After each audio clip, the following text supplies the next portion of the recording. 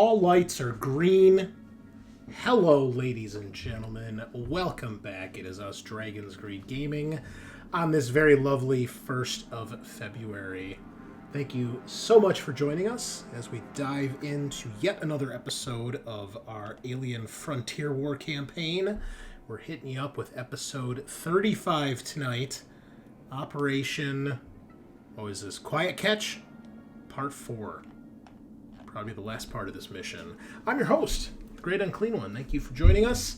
And I'm joined by our usual gang. We've got everybody here tonight. Everyone will get to play, I promise. Everyone's on camera. And we'll start it off with our squad leader for tonight. Tagar, tell us how you've been and what you've been up to. Pretty good. Nothing too exciting, I guess, this week. I've been working on my world leader rhinos. Oh no. Ooh, looks good. Are you, is that for Adepticon? Nah, they're just, I had them lying around and I don't like painting tanks, so I'm trying to get them done. So, and rhinos aren't really the best because they're not assault vehicles for world leaders, so I put my my flamer squads in them. But, yeah, nothing too exciting. Yeah, I don't even know what to talk about, so I'll pass it on. Tagar's gonna fight something this week, hopefully. All right. Who would you like to pass it on to? I'll let you pick that. How's that sound? We'll go to Sean, my buddy. All right. Hello, I'm Sean. I'm playing Alexander Cruz, PFC, who recently was rained on by acid. I remember that. That went well. Yeah, and things for me, good news, I start a new job on the 10th. So. Oh yeah, good job. Yay. Congrats. Good job. You got it. Yeah. That's awesome. Yeah, and Monday is when I'm being given the news, so it works out really well. Wow. I get like a kind of like a week off. Yeah. That's a big load off. Yes, can finally sleep easy. So I'm really excited to start the new job, and hopefully it won't be too taxing. But it seems like it'll be pretty chill. So That's good. Good to hear. Good to hear. All right, who's next? I'll pass it off to the other Sean. Okay. The not lesser Sean. He is just as cool. I appreciate that, Sean. Yeah. Thank One you, that's Sean. not my buddy. Man, the synth or the Irish dude, neither one. I mean, the synth took a shot to the head the first chance he got. That could have been your head. That could have been your head. Just think that. Yeah, Okay. it's true. I'm good. Yeah, I'm Scaarr or Sean. I'm playing. Who am I playing tonight? You will probably be playing Elijah soon. Elijah, okay. In the interim, because we're about to start a combat, you are going to control one of the NPCs here. But yes, he will be Elijah for now. Well, in the combat, you're going to take care of Tanya Lebedev, the researcher that's worked here at the base. Okay. So I'm going to give you control of her character sheet while we get this started. But yeah, tell us what's going on. Personal life stuff. I just got back from seeing Wolfman, the new Wolfman, and I think it's pretty good. I'd recommend it. It's gotten like kind of like okay reviews, but I think that's kind of unjust. I thought it was really good. They kind of made it more like it's like a disease you get. It's a werewolf movie, obviously, but it made it more like it's like a disease, and it's kind of cool the way they did it. But but yeah, it's nearly 2 hours long. Did not feel that long. It was like pretty awesomely paced, I think. It's good to hear. There aren't many werewolf movies out there, I think, when you really think about it. It's an injustice, honestly. I love Not werewolves. good ones either. Yeah. Yeah. Simmered out really fast after Twilight. Was that a good one? No.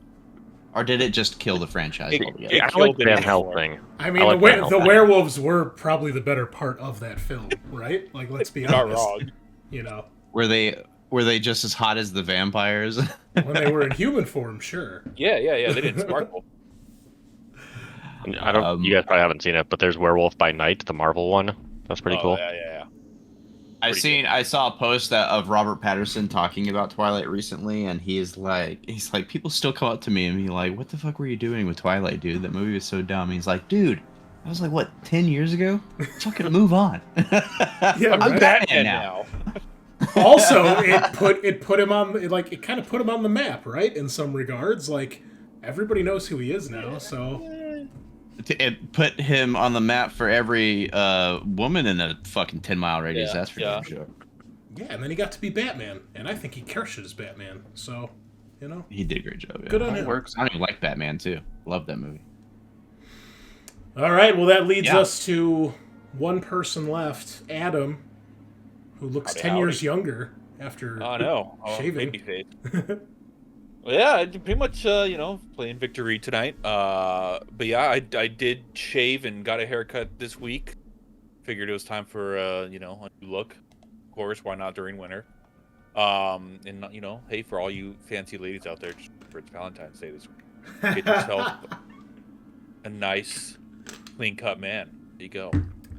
Yeah, don't get a distinguished gentleman with good facial hair. No, never.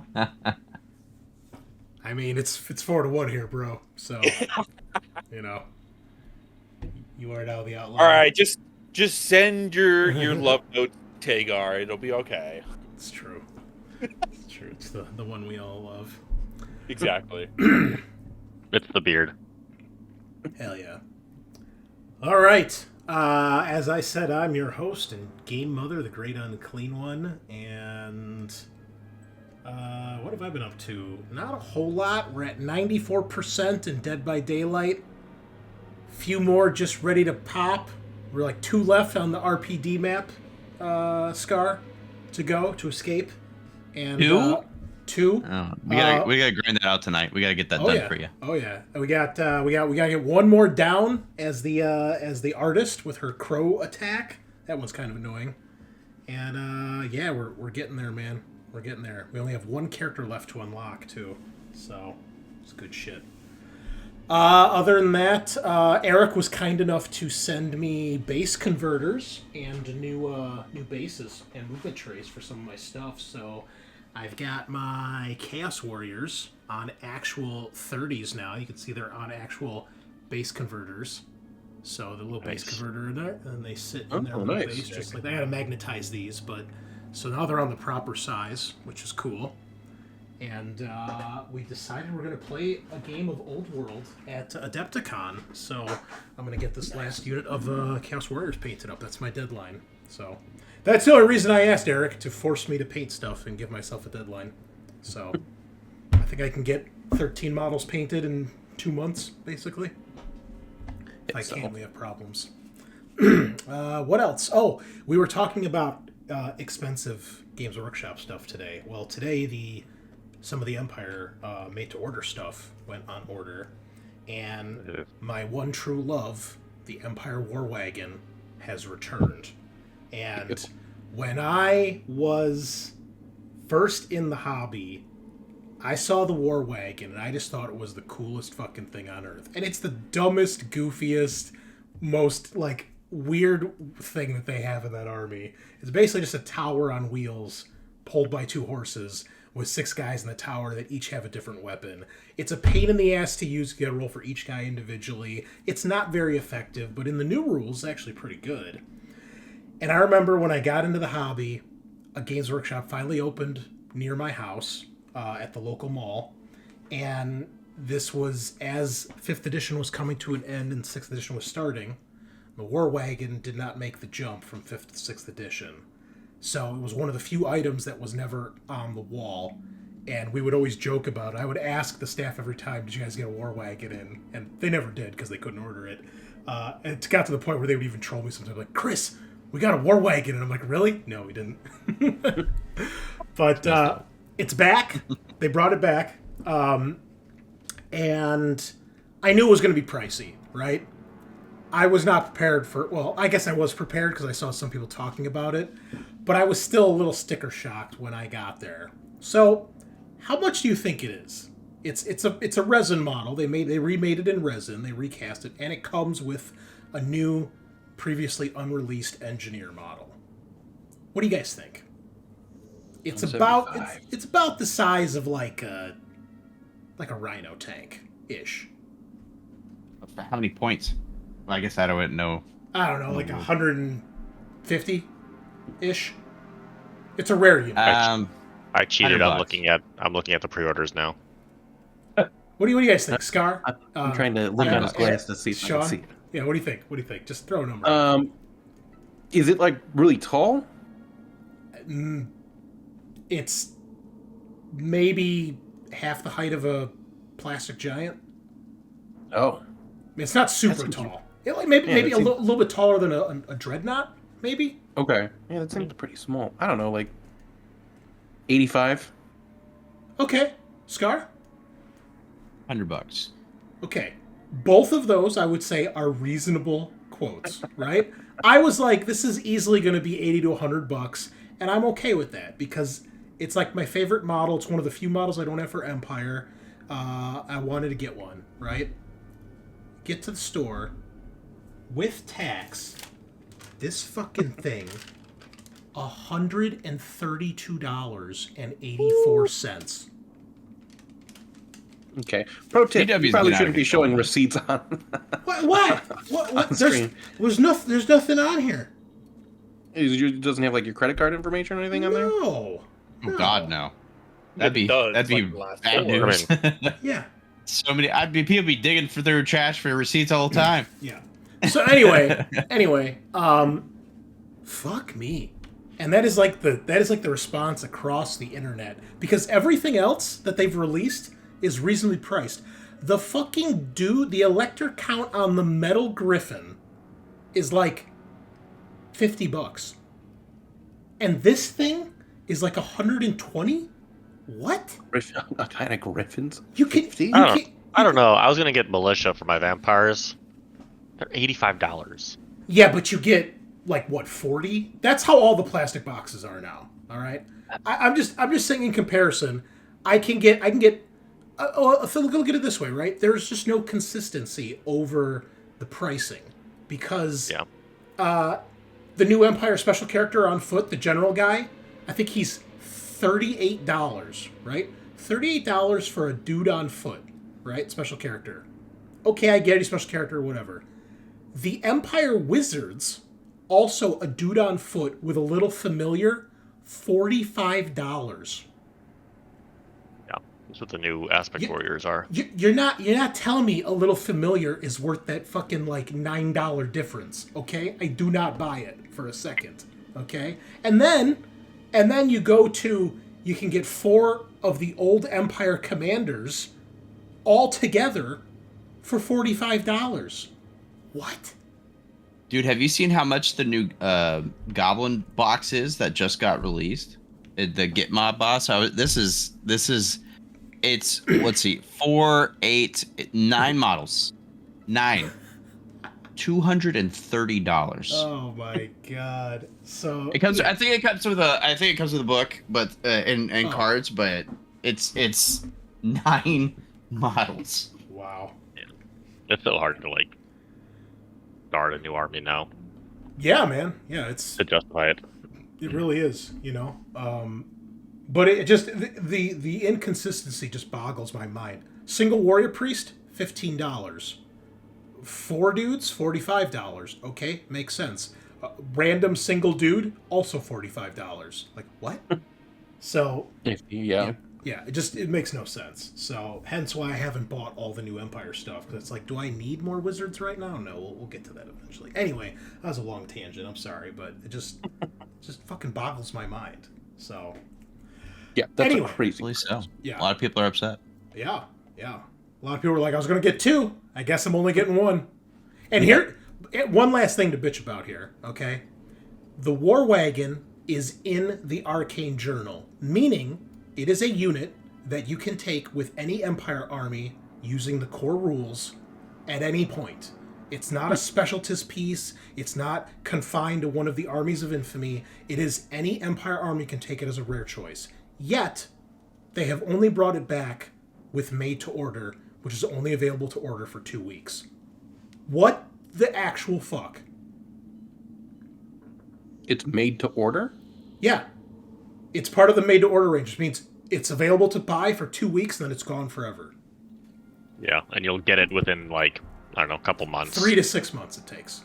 Yeah. That sounds like the stupidest fucking Now thing. I understand, like, the And Marauder they do, Giant. like, rotating bases Yeah, sometimes. yeah, and that's cool, right? But, like, the Marauder Giant, okay, I get that. That's an old model. They brought it back so you get it. You can still get plenty of other Giants. Not a problem. Right. But, like, here's another good one. Skin Wolves. Chaos Werewolf guys. They can only be used in the Marauder Army list. Yet, they are available all the time. That was a Forge World model. What the fuck? Makes no fucking sense. So, shame on you, Games Workshop. You fucked up. You fucked up hard. So, Not only are you British, you're making bad business decisions. Anyway. I'm happy to be here. Happy everyone's here. Got a lot of exciting stuff for tonight. We might get to try something different tonight as well, which I'm looking forward to. So, Worried. last we left, you guys had continued your exploration of Ouragan testing facility at the behest of Colonel Dr. Balaz and Dr. Babic. You eventually had discovered Balaz along with 3 other survivors. You had found 2 workers by the name of Alonzo and Min, and one of the researchers, Tanya Lebdev, who were holed up in one of the workshops. Realizing you had found the colonel, the man who is supposedly in charge of the Dark Star program, you have taken him sort of into custody. Come on, camera, work with me here.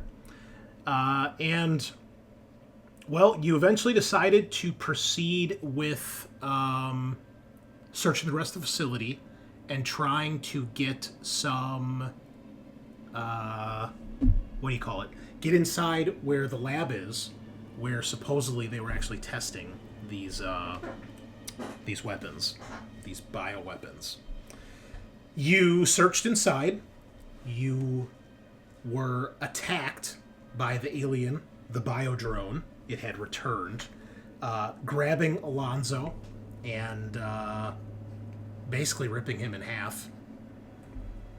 You did manage to open fire on it, drop him to the ground, but he attacked you guys while you were going through this burnt-out doorway, kind of prohibiting some of you from being able to fight all at the same time.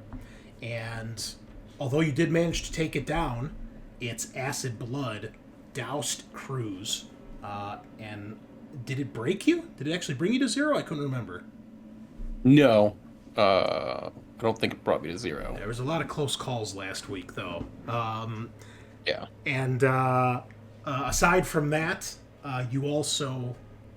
some suits were breached, some hazmat suits were breached, and eventually Cruz had to douse another dose of naproleve, and thus has hit a relapse since he was currently addicted.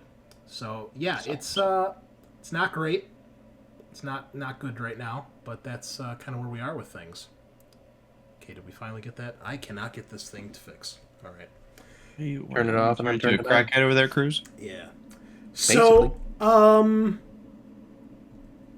the last thing that happened was you entered the assembly hall where you found this maze-like configuration of these 3x3x3 meter cubes that were made out of the kind of plexiglass that you see like in med labs and things like that in Alien.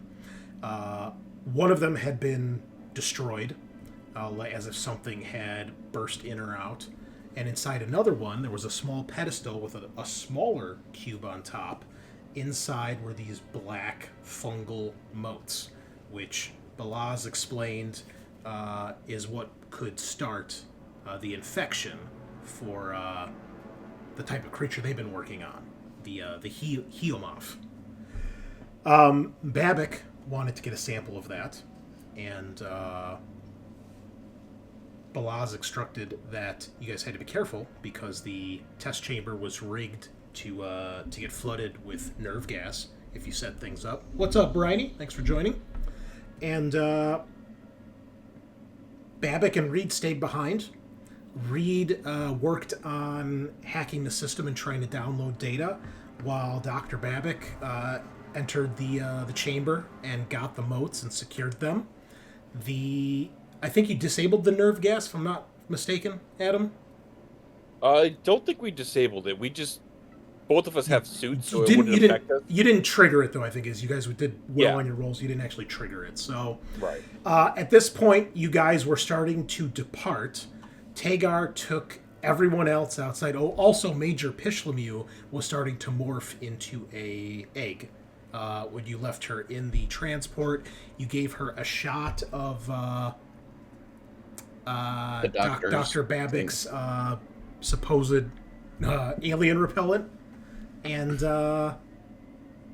Tagar was taking everyone outside when all hell broke loose as a Neomorph appeared, I believe, crawling up on top of the transport. And I think that's where we are with everything. I'm going to try to reset my camera here. Did I miss anything? I don't think so.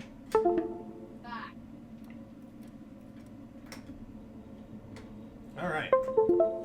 Whoops, that was the light. Hold on a second. Scaarr, do you have any questions about Tanya's stuff there? What does she sound like? She is Russian. Oh, great. I'm going to forget it anyway, so I'll just, we'll work it out as we go. Okay, there we go. Camera's back online. All right. So, with that being said, let us start this off. So, let's fire up the old initiative tracker. Cruz, you can go first. Why is it not showing up on my screen? There we go. Okay, 4's pretty solid. And you get 1. I got a 9, so I'm going to take the 4. 4? Okay, let me update. Nice. Ooh, noise. Okay. I'll have all the NPCs go on the same time as Lebdev. And then let me put the Neomorph. It's chilling over here by the transport. Ooh, they're speed 3. That's sexy.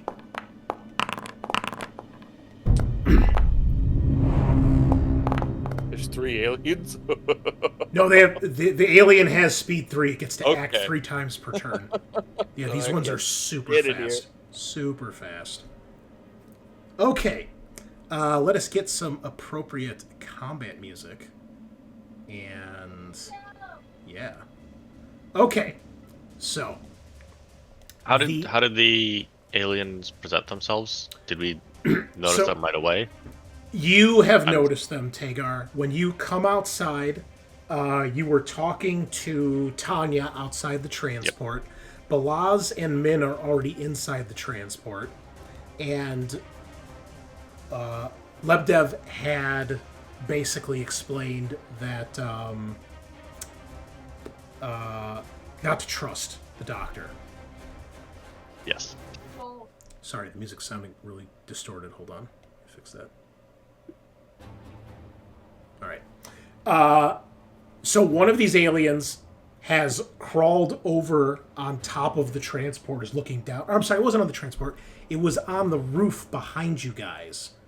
And she noticed it as she was kind of talking to you and looking over your shoulder. And then you saw this look of shock on her face. And then you turn and you see the thing is up, perched on the top of the roof. And its face is completely smooth. There's no eyes, no nose, no mouth. And it looks like it's regarding the two of you. And then you can see a line form on its face as its mouth cracks open, like this huge Joker-like smile, and it opens its mouth, and there are just rows and rows of these razor-sharp teeth, and it lets out this high-pitched hiss, and you hear several other hisses answer back. What do you do? Where is my squad right now? Are they actually surrounding me here? They are where they are on the map. Cruz, oh, you don't see him, that's right, because you're outside. Cruz is still inside. He's about halfway through. And Reed and Babbitt, as far as you know, are still inside getting the samples. Okay. I am going to quick draw my shield and radio. Give me an observation test, please, as well. Okay. Because you heard more of these things. Let's see if you see any of them. Nope. I can't see fucking shit. There's definitely more than one. Is everybody in the transport right now except me? Everyone who's out here, yes, is in the transport. Except for you. I mean, Tanya's standing next to you. You guys are basically at the ladder, about to climb up into it. Can I, like, push her inside and get into the turret? No, because you have to climb a ladder, remember, to get into this thing. So it'll take a fast action just to get into the transport. Okay. So, You'd have to boost me, but you'd have to touch my butt, and I'm pretty sure Tagar's scared of women, so... it would just take one fast action, though, to get into the turret, if you would like. Okay. Well, I want to make sure... Is the person I'm talking to, is that who Scaarr is Yes. controlling? Yes, this one here. Okay. Do I know if she has a weapon? She does. She has an incinerator that she's been carrying around, flamethrower. Okay. I'm gonna tell her to get in the truck, and I'm gonna pull my shield out and my pistol. Okay. Can I radio to Cruz and be like, alien Remember, sighted? your radios don't work because of the radiation down here. Oh, You're okay. metastatic. Okay. Could he just yell? Oh, I mean, I'm gonna. Sure. I'm sure you're gonna hear the gunshots about to go off. Oh, that's fair. Yeah. Also, I don't know. I mean, going off these suits that we're wearing, they're pretty soundproof from the last. Except mine's been torn through by acid. As we learned last session. All right, what's it going to be, Tagar? Yeah, I'm gonna pull out my shield and pistol and tell the Scaarr's character, take cover, find cover. Okay. She says, duh. And shoot. Okay. Go for it.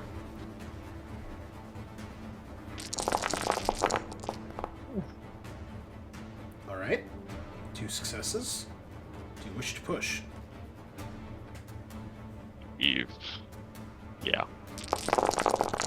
Oh! Wow! It's like Revolver Okay. Ocelot out here. Jeez. Banging down the hammer. Rushing it. All right. How would you like to use all those stunts? It is 6 successes total. Wow. Can I try and knock it off the building? Yes. Yes. I will have it make a test to see if it actually falls. I mean, you'll knock it prone, but I'll roll to see if it falls off the roof or if it just goes prone where it is. Okay, so that'll Yes, be I'll do. prone. So Anything else? 6 successes, so 5 damage and 1 to knock it prone. Okay, let's roll for its armor. Wow, it rolled 3. Sorry, that was private. So it takes 2 damage. And I'll make it take its test, see if it falls. But it does actually fall off the roof. Landing. Now it's fall damage. Landing on Tagar and crushing him to death. So I put spikes on my shield. Oh, wow. That's really good. This thing is prone, and I think there's actually rules for aliens taking fall damage in this game, if I'm not mistaken. Bigger they are, the harder they fall. No, I think it's more like they don't give a fuck because they're aliens. But That would make sense. yeah. Let's see.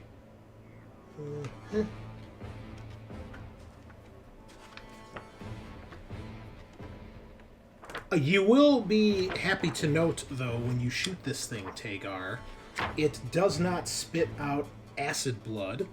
It spits out regular red blood. Oh. And it does not seem to have an armored carapace anywhere near as much as the biodrone did. Except that it just bounced off all my bullets. Yeah. Well, you only are using a pistol, too, right? So... Not okay. acid, that means it can be stabbed. Tagar is a go. Falling damage taken by a xenomorph is equal to the distance fallen in meters divided by 4, rounding down. Oh, so they have, like, basically damage reduction. And let's look at regular fall damage. Is... Oh, normally it's divided by 2. Okay.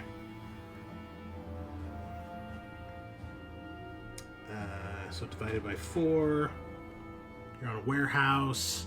I don't know. 12 feet? Yeah. Well, probably more than 12 feet, right? Or at least like 20. Warehouse. At least like... Warehouse is pretty big. Sure. What's 20 divided by 4? 5? 5. Yep. And he gets to make an armor roll for this as well.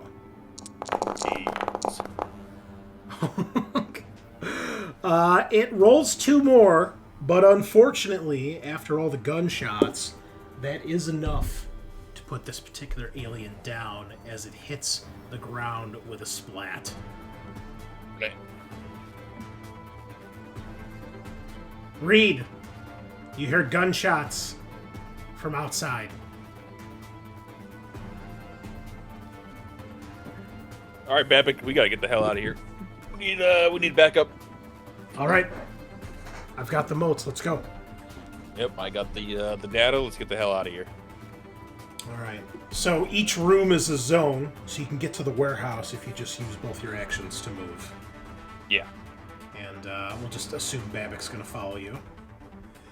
Cruz, you're up. Yep. I run into the warehouse with them, and then I'm going to Overwatch.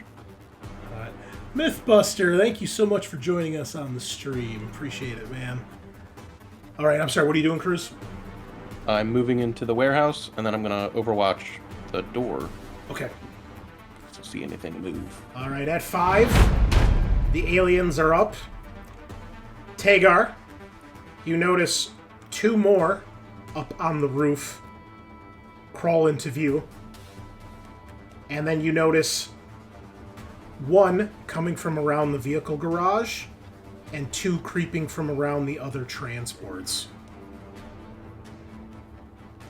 You realize this must be the group of creatures that you guys saw running around in the radioactive mist when you first got here. And they spring into action. One of them coming for you, and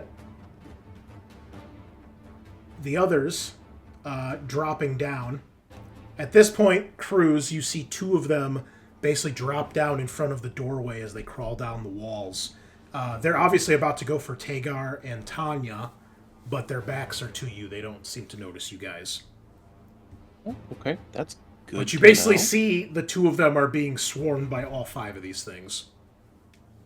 Cool.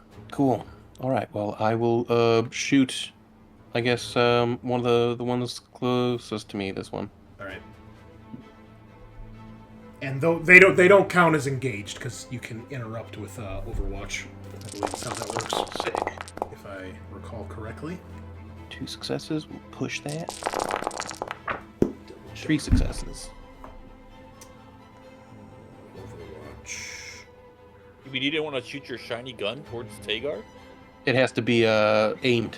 I can't shoot it without aiming. Ah. Okay. Yeah. Would you like to push? I did. Got a 3 total of damage. 3 successes. Oh, there we go. Okay. I'm going to use one of them to knock it down. Okay, sure thing. And how much And then damage? the other 2 damage. 2 damage. Armor piercing? I don't think this one is. I don't think pistols are they?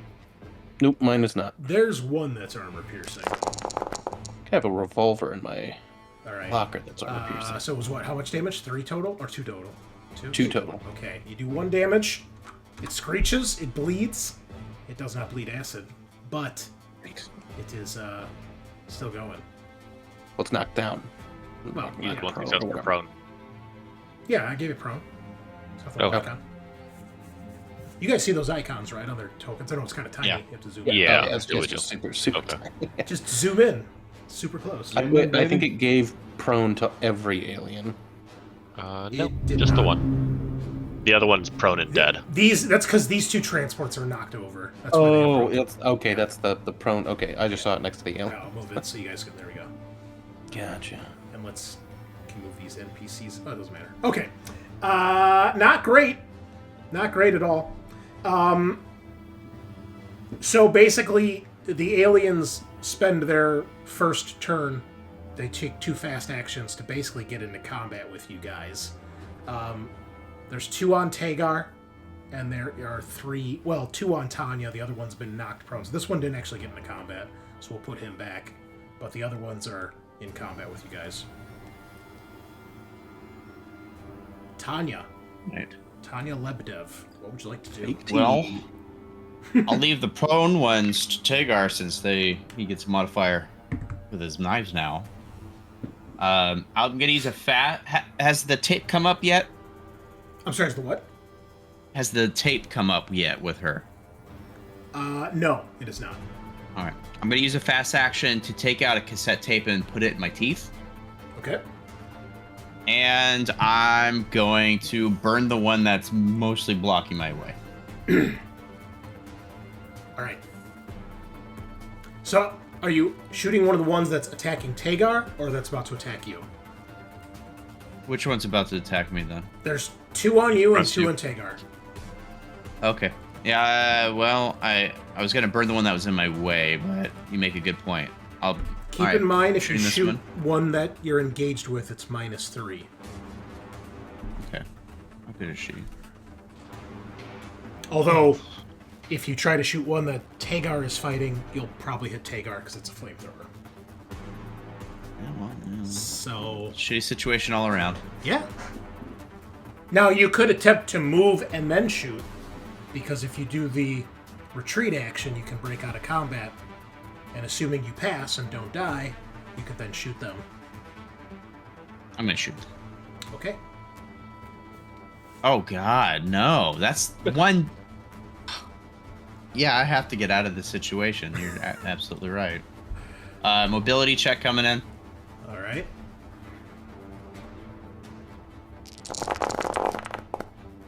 Nice. Okay. They both swipe at you, but you are able to move. Where would you like to move to? You can get either into the transport or at least up the ladder onto the little catwalk on the outside of the transport if you'd like. Yeah, up the ladder. I'm gonna still try to give Tagar some cover. Okay. Flame. All right. And then I assume you'll shoot one of the 2 that were about to kill you. Sure. All right, let her rip.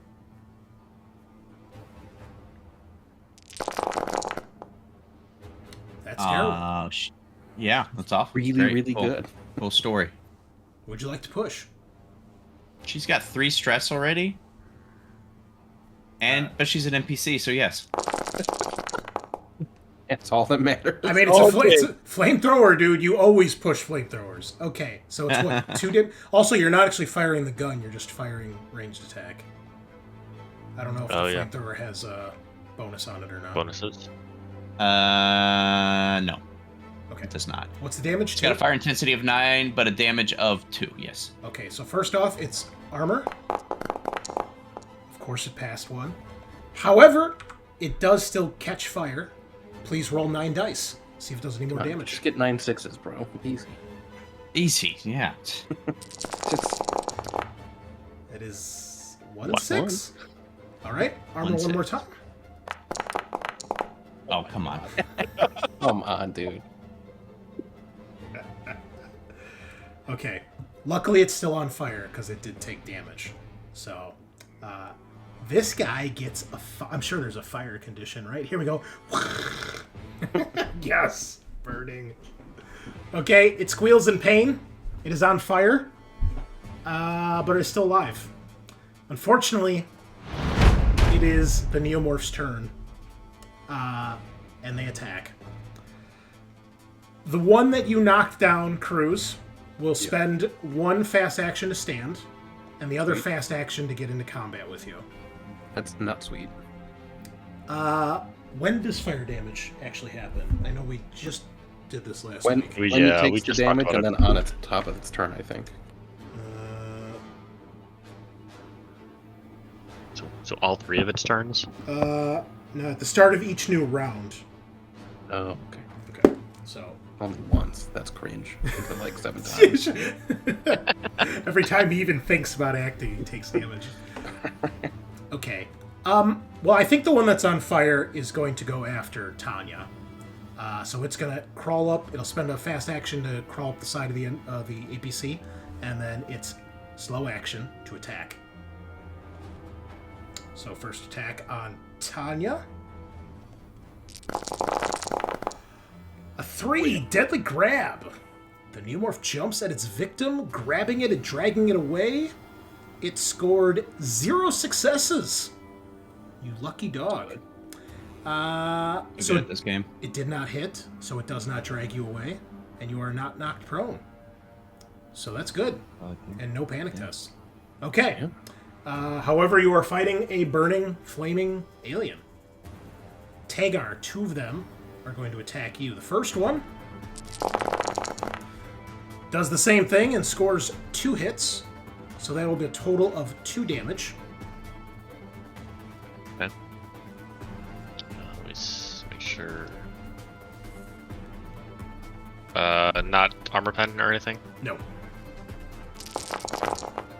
Easy. Okay, the good thing is you take no damage. The bad thing is you are still knocked prone, because it says if it hits, the Neomorph immediately drags the victim into the next zone before releasing it. The victim falls prone, drops any handheld items, and must make an immediate panic test. So it's going to drag you into this zone by the generator. And you are prone, and you drop your shield and your pistol. And you need to make a panic test. Does that just click on stress? Yes. Okay. Tagar cares not. The other 2...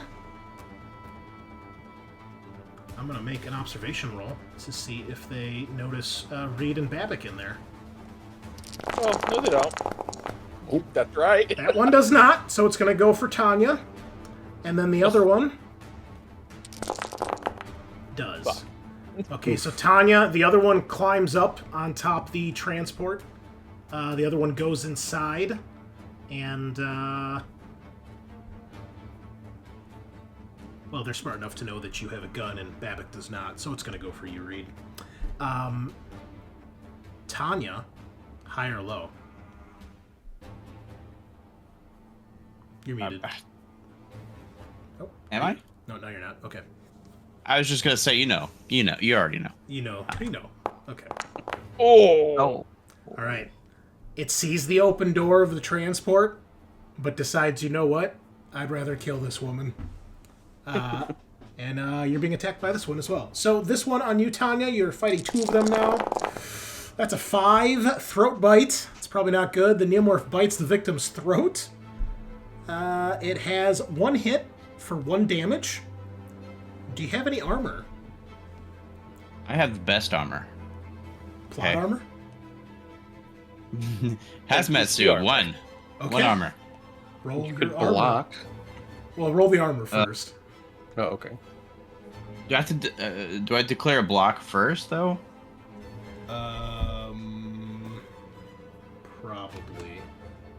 Probably. This sounds bad. Yeah, Sounds really yeah, you die if this happens. Yeah. Yeah. Yeah, it is a reactive action, so you would choose to do this now if you wish to block. Yeah. Go for it. Blocking with my incinerator, unfortunately. All right, I'll give you a +1 bonus because Incinerator's pretty big. This is mobility. Close combat. Can it be mobility? No, okay. You said a +1 too. Oh. There's a +1 just for funsies. Okay. It snaps down on the incinerator, but not your throat, and you live. However, you do give up one of your actions for next turn. All right. Cruz. He uses his stunts to do damage. Well, that's right. You can counter attack. Yeah. Counter flamethrower. All right, it takes 2 damage. You start smashing it with the flamethrower. Sick move, bro. All right. Yeah, it is. Yeah. Reed, the one that you're fighting. Let's get Alfonso's dead body out of the way here. That is a 1. Terrifying hiss. You must make an immediate panic roll. Okay.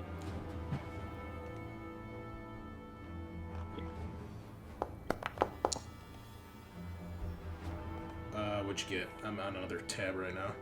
Nervous twitch. Oh. You're stressed and one of everybody nearby. So Reach Cruz and Babbick's stress goes up by 1. Thanks, bro. Hey. Yeah. It could have been my head. Yeah, that's fair. It's tough but fair. Unfortunately, the aliens have another round. Big dangerous. Yes. And this time they go all out. So we'll go left to right here. Reed. It rolled a 2, which is tail slash. However, even with 10 dice, it whiffs. Its tail smashes into one of the shelving units near you, knocking a bunch of stuff over. Almost hitting Babbick, but the both of you are unharmed. Cruz Yeah.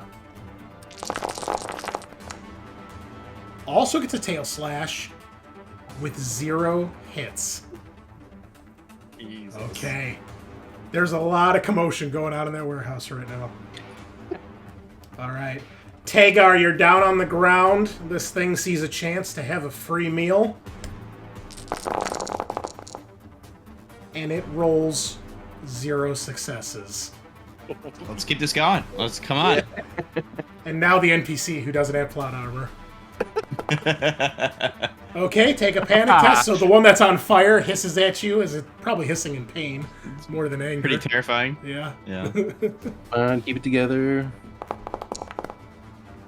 Yeah, buddy. Nice. Oh boy, getting close. All right, and then the other alien, who's not on fire, Oh my god. grabs you and yanks you off the platform. 3 successes. That is a total of 3 damage. Cool. Would you like to block? Yeah. Okay, you will have no actions this turn then if you block. It's better than the altar. I have 3. We got 1 armor. So yeah. All right.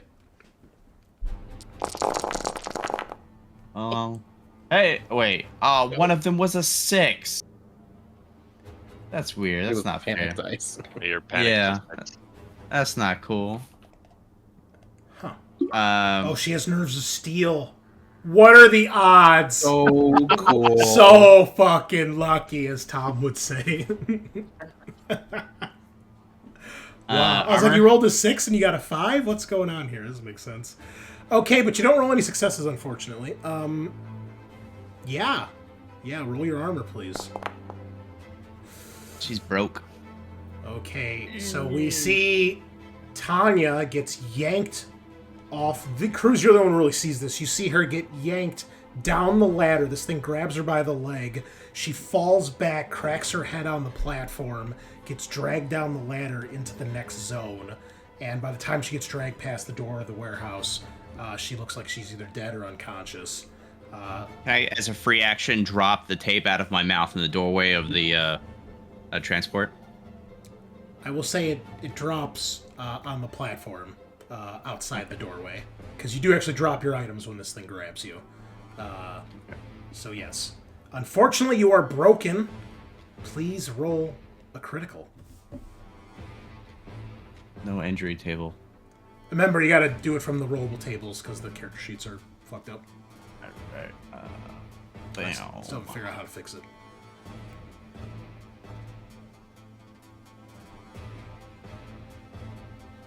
Rolling. Takes a minute. Artery cut! Yeah, no! I'm gonna die! In 4 Okay. days. So you've got Fatal. It's a -1 to the roll. You have 1 turn, so you have 15 minutes before you bleed out. So you're not immediately dead.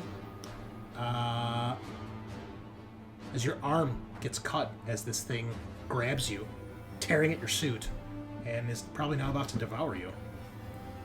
However, that is the end of round 1. Round 2, first and foremost, Scaarr, please roll me the fire on Burning Neomorph number 1. I kill every character I touch. This is turning into Mirthboar, man. There you go. That's what, 2? All right. Yeah. All right. That should do something here. Unless my armor rolls continue to stay hot, no puns intended. Yeah. Actually, roll 1 more dice because fire intensity increases by 1 every turn, so it's at 10 now. Oh, so close. All right. It's taken 2 damage, but it's still on fire. Tagar, what would you like to do? Stand up, Okay, that is a fast action. and then use quick draw for my knives and stab it. To death. Wow, that's awesome. Okay, I will allow this. Oh my god. Dude, you are unstoppable. So cool. This dude just did fucking 4 damage with a knife to an alien in hand-to-hand combat. All Tagar right, doesn't give a fuck. here we go. Yes. Tagar. 2 more tally marks to my shield. We're gonna make a movie about Tagar. This thing drags you off behind a generator about to gank you, and you just stand up and stab it to death. And it fucking drops to the ground, squealing and dying, a bloody mess.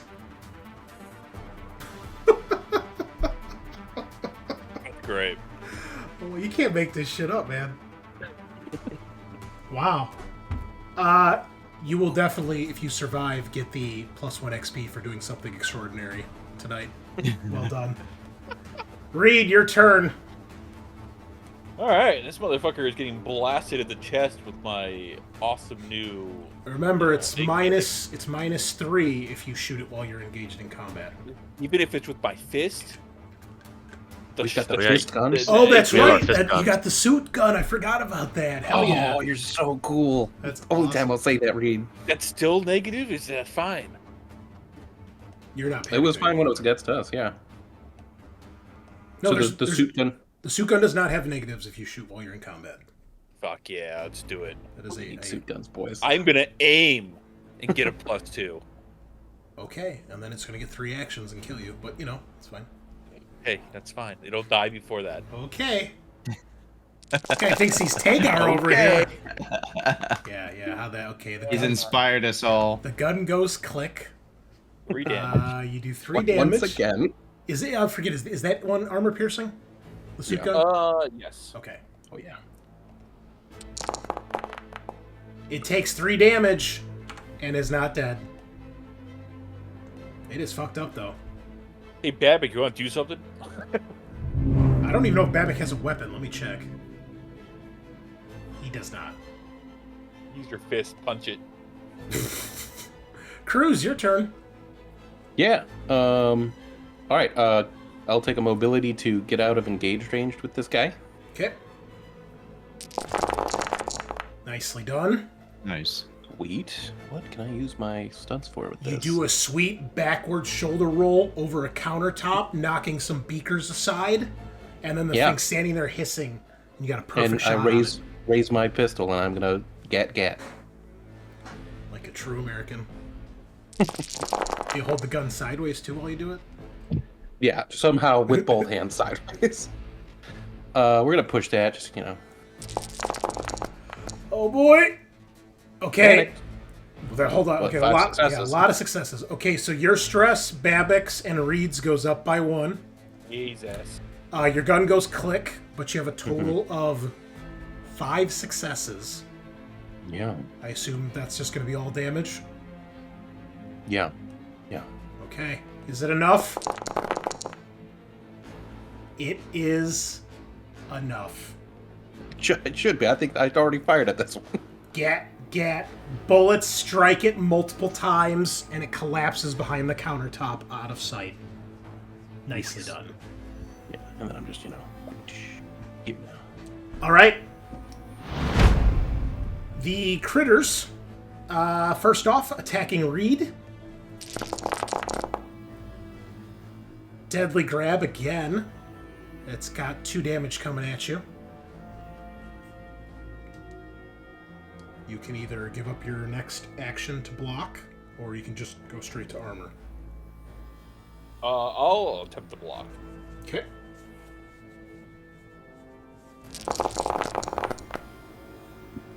You panic.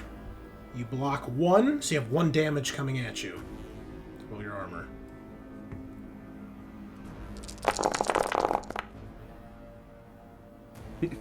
Mr. I've never been damaged. Okay. I never said I wasn't. You take a point of damage. You take a point of stress because it's your first point of damage during this fight. During this fight, but I've been injured previous On the mission. on the mission. Yeah, but you also have never fought these particular aliens before. Technically, you should have taken a stress when you saw these things because you've never seen them before. So shut your whore mouth and just accept the damage. All right? Damn. Okay. You are knocked prone, and it is going to drag you deeper into the base. Oh, fuck me. Oh, I'm sorry, I gave you the dead icon. That's not the right one. You're not dead yet. You're prone. Your gun goes flying as you are knocked prone. Good thing And one's in my arm. you did... Well, this guy hasn't taken damage yet. Okay. The other alien...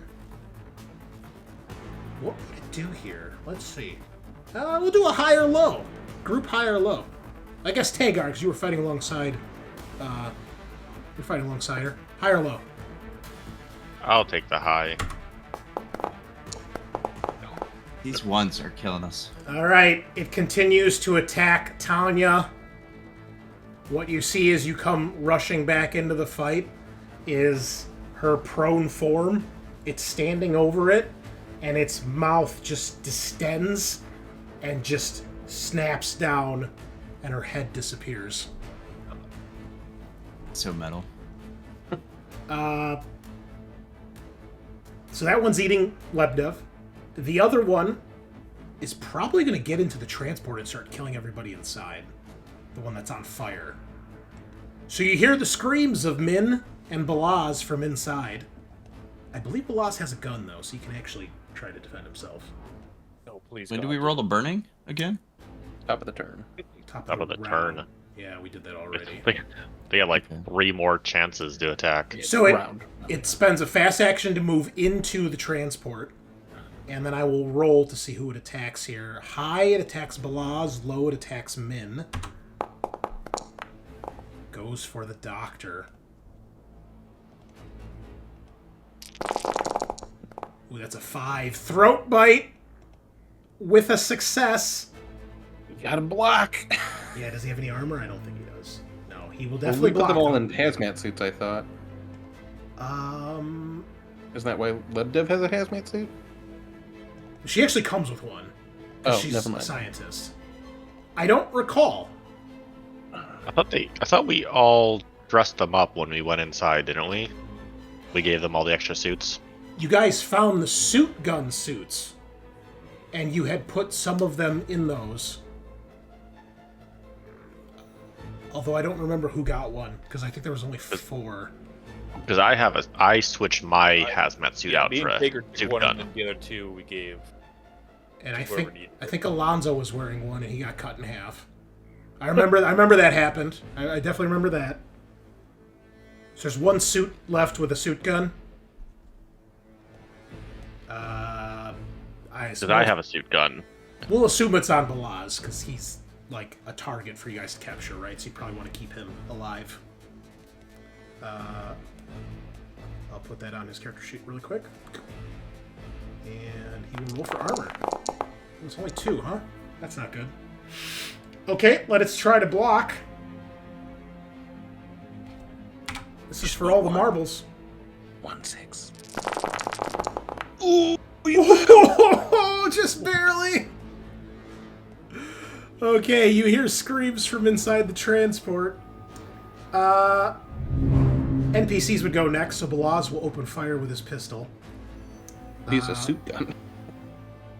That's true. I need to put the gun on his thing, though. God, we need to get these suit guns, guys. This is the. What is it? The AK? They're so OP. Yep, here we go. 104S. Yep, I got it. Alright, here we go. Yes. For 3 damage? Is it enough? This alien who Push. refuses to die. Armor piercing, it's on fire. It still rolls. However, it only has 2 health left. Oh my god. We gotta get that into burning, right? I think, what are the odds here? The chip damage finally kills it. 1 damage at the start of every round. It's hitting just constantly. Wow. Okay.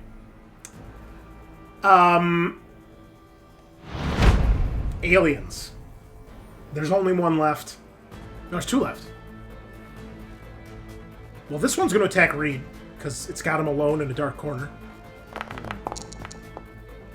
You take a panic roll. It's standing over you, hissing. You have I no don't have items. anything. However, your stress does go up by 1. Oh my god, I'm at 8. And then it would attack again on its next initiative. 8? Yes. Oh my god. There's the throat bite. 2 successes. I guess I'll use my second action to block it again. Okay.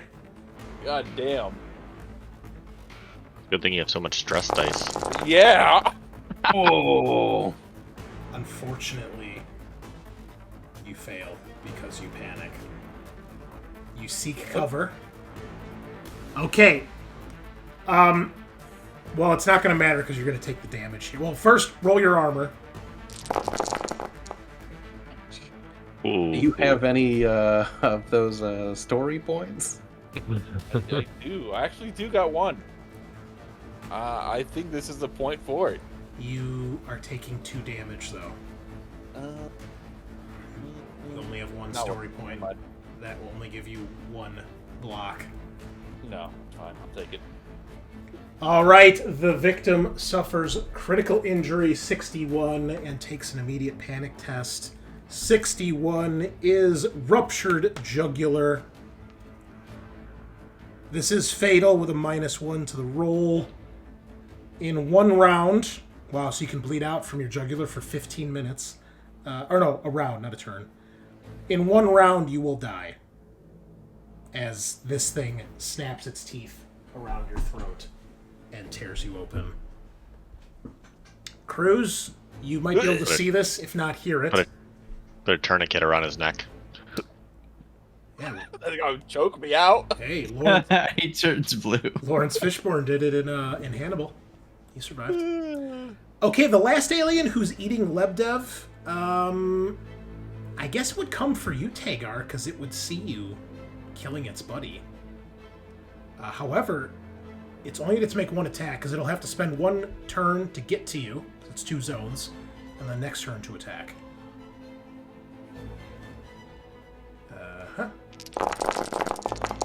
Ooh, the 6. Tail Spike. The Neomorph impales the victim with its razor-sharp tail. It only has 1 success, base damage 1. However, This attack is armor piercing. Okay. I am very familiar with this one. This is how my Captain Miller died in the first session of Chariot of the Gods. Okay. So I can. First session. Yep. So block is just a regular close combat attack to give up my next You give up your next fast action. fast action. Okay. And just normal close combat. Yes. Okay. So I'm gonna try and block. What is this guy? I'm pretty sure I get to counterattack with those. Oh my god! 6 successes? This guy's a machine! Bro, what the fuck? I'm not even gonna roll armor for this thing. It just dies. Just fucking gets stabbed 1,000 times and just... So it runs at you, its tail strikes out, you cross your knives like this at the perfect time, you cut the tip of the tail off, and then you just jab both knives right into its face, and it dies, squealing and flailing. Can you have my babies? I'll let you reduce your stress by 1, Tagar, because you are just such a fucking badass. It is your turn now, Tagar. So I should have a slow action left, right? Or you can drop your slow to a fast. You have 1 action left. But yes, it could be a slow if you like. Do I know... I don't know that the one that went into the transport is dead, right? No. Okay, so I guess I'm gonna run to the transport Alright. and check inside if I have enough. It would be 1 to get into the zone, because remember, you were in this zone. Oh, yeah. So you're Okay. at the ladder about to climb up. Okay. Reed, you have no actions left because you used them all to block. But you're still alive. Cruz. Okay. Reed is like grabbing his throat. You see blood everywhere. The alien standing over him, blood dripping from its creepy, non-existent mouth.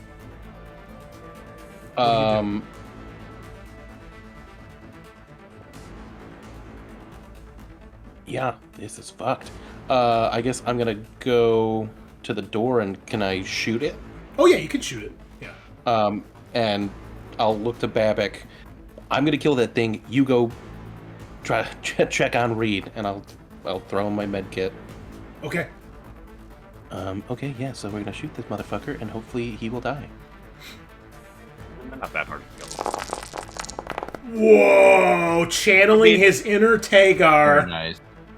Would be hopefully pretty easy, but I push? Look at how many dice you just rolled. That was insane.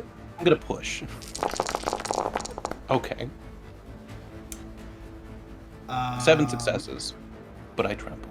This fucking Christ. I don't want to burst your bubble, but did you run out of ammo last turn? You did. You have rapid reload? Did I teach you that? I do. You do? I do have rapid reload, and I did not aim. Okay. Oh god, rapid reload so clutch, Tagar. I'm trying to kill him off here, people, but I can't catch a break. No. How much damage is that? This is how you train your squad. Yeah, 7 successes. 7, so 7 damage. Okay. Is this one armor piercing? No, it's not. Okay. No. Okay, 6 damage. Ugh. Not for lack of trying, but that xenomorph. Well, it's not a xenomorph. It's a neomorph. Is dead. Well done, Cruz. Coming in clutch. Dr. Babbitt rushes in. He wasn't going to rush in if the alien was still there, by the way, because, you know. I would assume so. Yeah. But you did kill it, and he will try. So, moment of truth, Reed.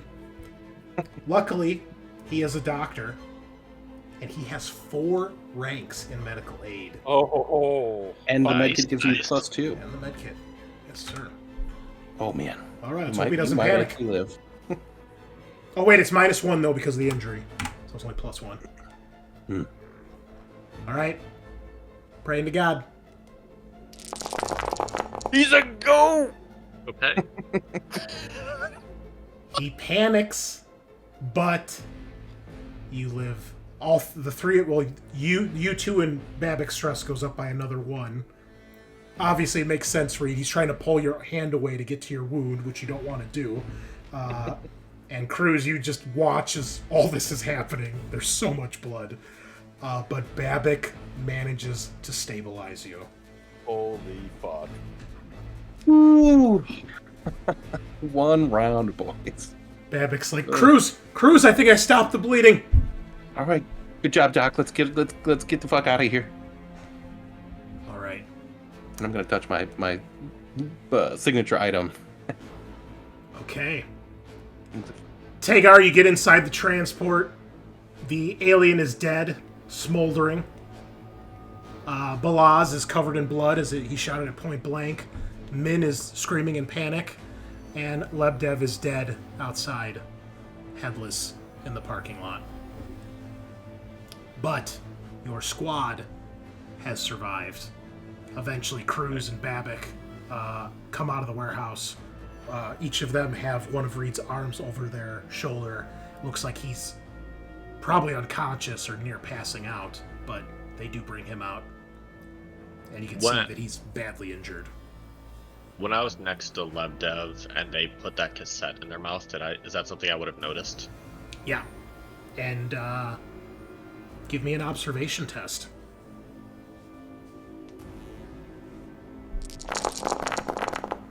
Oh, he's just a goat. You Do see you it. ever stop? You almost step on it. You actually, when you step on the platform, you hear something click because you kick it, and then you see you kicked the cassette. It was on the ground, and then you're able to pick it up. You know, it just goes like a foot or two after you tap it.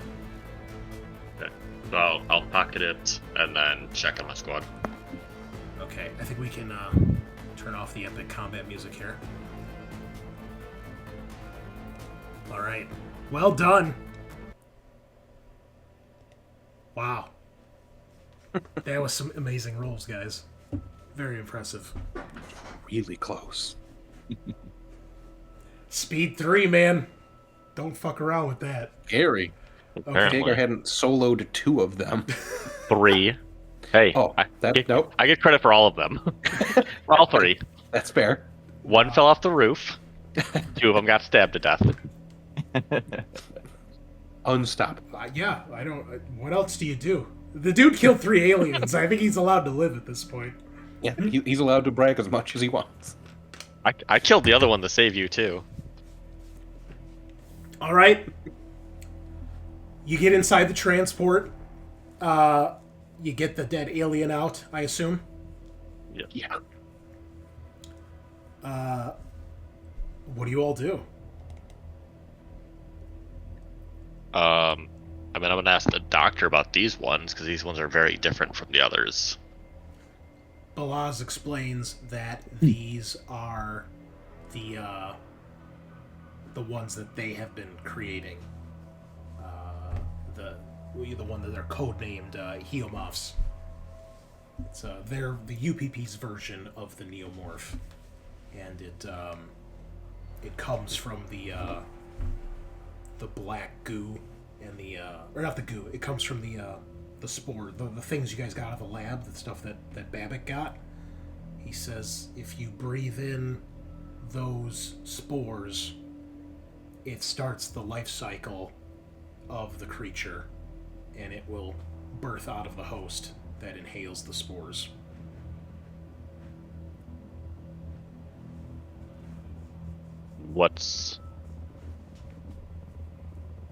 How many of those were here? How those?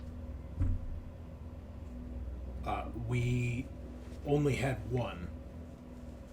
Then how are more created if the spores are all locked up? Maybe it infected something else on the way out. Maybe spores got released at some point. There was a lot of confusion and chaos after the nuke went off. What's happening to the Major then? Is she becoming one of yours? Babbitt interjects. He's like, no. Keep in mind, Corporal. Actually, why don't we start driving while we have this discussion? Since we know the UPP is here. Or on their way. I'll start driving. Okay. So, where do you go to? Because, just a quick refresher, you currently can't contact the Tambatam because of the interference from the radiation. And you tried to use the comm dishes in the operations room, but after the Ivan unit shut you guys out, after Reed failed that roll, you guys can't access the comms unit. You've been told and heard multiple times that there is a landing pad, and you discovered that Ivan had sent two Joes to go disable an aircraft there. And I believe Tanya, before she died, had confirmed that there was a dropship there. She said it was an old one, but it still works. You don't know if the androids destroyed it or not. You're pretty sure they did not, and they were recalled back to the command center when you guys set off that alarm. You have disabled all of the defense turrets, so the orbital cannons are down, but you don't have a way to contact the Tambatam. You're also guessing, after all this is said and done, there's probably around 30 minutes or less before that download is complete to the UPP destroyer. At which point, you have reason to believe they're probably going to nuke the site. That's what we decided it was about 15 minutes to the pad. Yeah. Yes. Something like that. Yeah. Especially if you're driving, you know. Yeah, let's get going. Yeah, we might need to head over there. Do we have everything we came for, I guess? Yeah. Babbitt requests to keep the corpse of the alien that's burned, since it's already in the transport. Okay. Sure, you can stand over him. Excellent. I'll also pull Tagar aside and kind of explain that Babbitt saved Reed's life. So. No. Check seems on like Reed. An okay scientist, you know. Check on Reed and thank Babbitt for getting us out of there. Not a problem, Corporal. Thank you for procuring the specimens. The General will be pleased. So, quick question for Cruz. If this is totally optional, if you'd like, you can make a piloting test to have your drive take less time. That's 5 stress, though. If you don't, it'll take 15 minutes, so you still have 15 minutes before the download is complete. If you do it faster, I'll let you reduce that by 5 minutes for every success you have. Completely optional. This thing's not really built for speed, but... Yeah. We're maybe going to need to do some repairs on that thing. But there's a pretty high chance if I fail that... Or those... Yeah. I guess, Cruz will look to Tagar. You want me to gun it? Or drive slow and steady?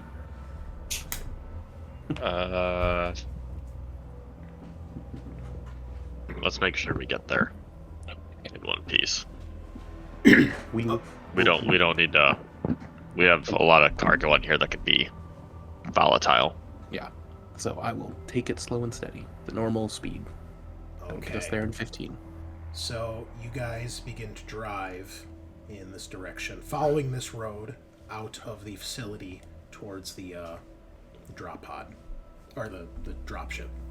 You eventually get to the landing zone, and you see that there is indeed a small hangar, and there is indeed a UPP dropship, the one that's called the Accipiter. These are the ones you saw flying around Talos Station. Basically, it's like the Cheyenne. It's built on the same model, but it doesn't have the deployable wings that come out. So it doesn't have those missile racks. It looks old. Looks like it could be in better condition, but it does appear undamaged. When you guys get there, you realize that the Joes were probably setting up explosives to destroy this thing. But that is easily dealt with. Oh, sorry, Cruz. There's not enough room on this token to bring the whole gang, and the fucking I'm in the alien hanging on the background. back. Yeah. I'm in the background trying to driver find a behind. fucking doorway that I can get my fucking token out of.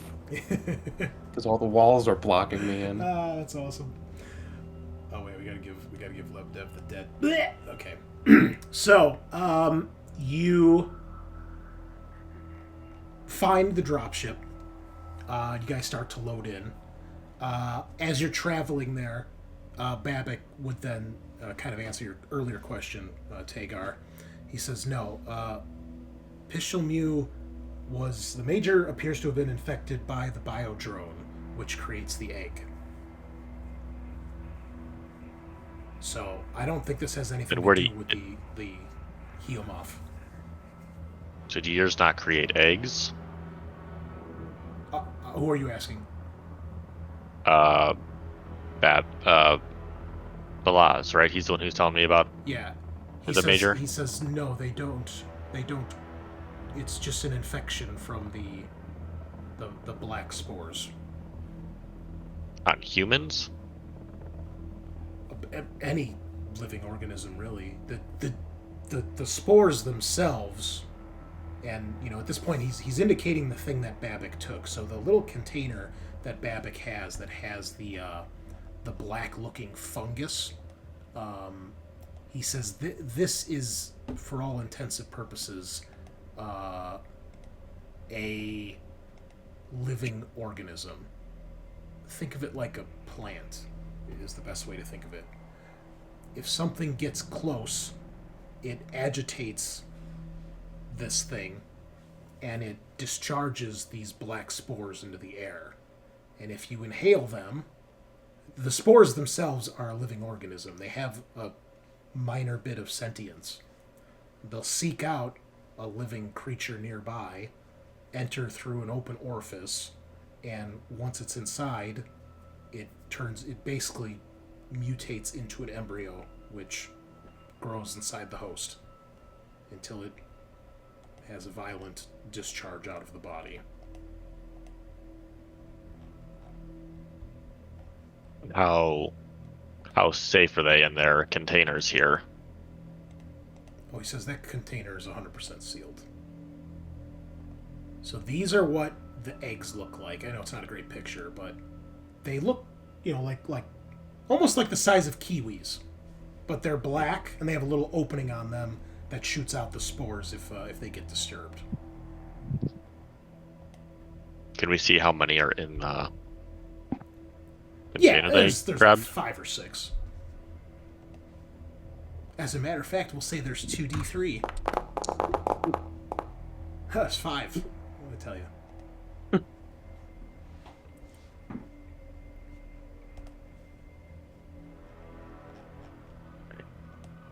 I don't think I have any more questions right now. Babbitt would check on the Major at this point, and he says, well, she hasn't improved, but she doesn't seem to be getting any worse either.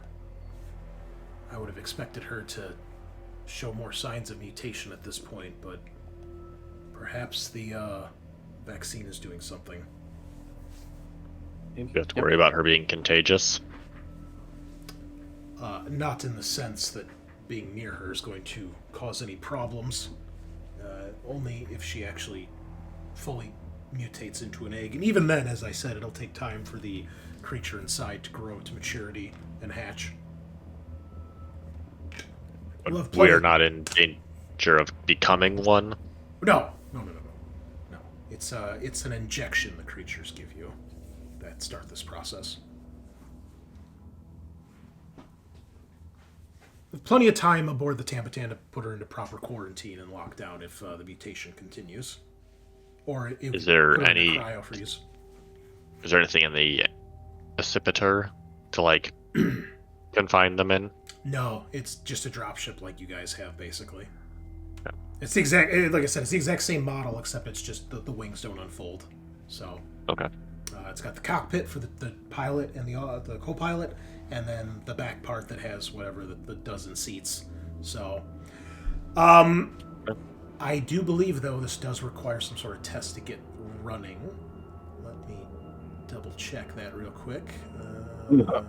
On the 15-minute ride over, did we heal and lose the stress? Yes. Yes. I think that's fair.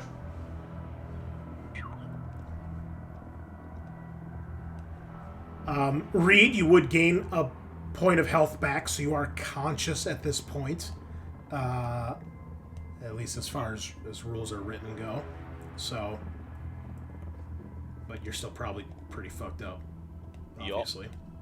Try not to move, pop any of the emergency sutures that are keeping your blood flowing. Yeah. Yeah. Yeah, I think it's a... Hold on, I'm trying to find it here, Sean. Sure.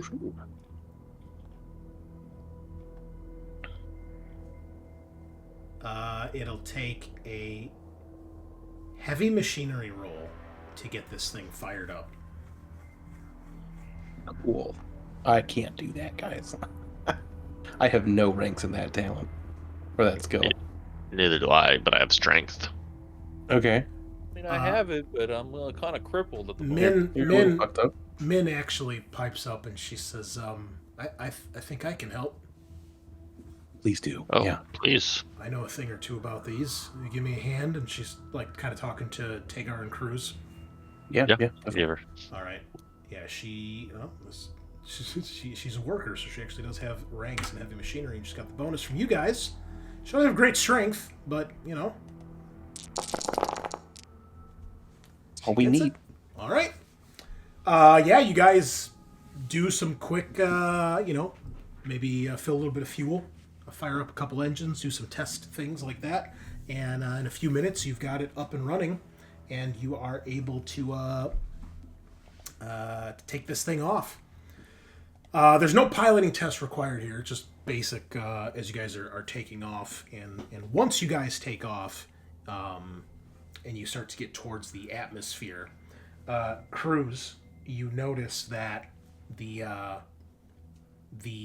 engines are really, really heating up more so than a ship like this normally should. And you realize the engines are overheating. And the ship begins to rumble and shake rather violently as you guys reach kind of the crest of atmosphere to get out. And just as the engines sputter and basically die, you kind of pop through the atmosphere and you feel, the non-gravity of space take hold, and the momentum that you were going in takes you out of the planet. And you do not plummet back to the ground to your deaths. However, you're kind of like dead in the water as the ship is floating. However, once you do get like up towards the atmosphere and past it, your comms are finally working. Okay. Before we launch, can we set off the explosives? Read set on Ivan. Sure. Yeah. So, because I think you set them to remote. Yeah, absolutely. So make sure to blow those on our way out. Okay. Don't let Reed do that as one final fuck you. Okay, yeah, no problem. And then I guess try to radio to Tampa Town. All right. Urshel, get us the fuck out of here. Is that you, Corporal? It's good to hear your Yeah. voice. No What is kidding. your status? Just outside the atmosphere of the planet. We need a pickup quick. Roger that. And then you hear Roy comes in over the comms. Corporal, we have a bit of a situation here. There's a UPP destroyer in orbit. Appears to be holding pattern over the base. Can you get to us? Conducting scans now to find you. Just a moment. And We are a UPP ship. Just, Yeah. Understood. They do a quick scan. They were able to locate you guys.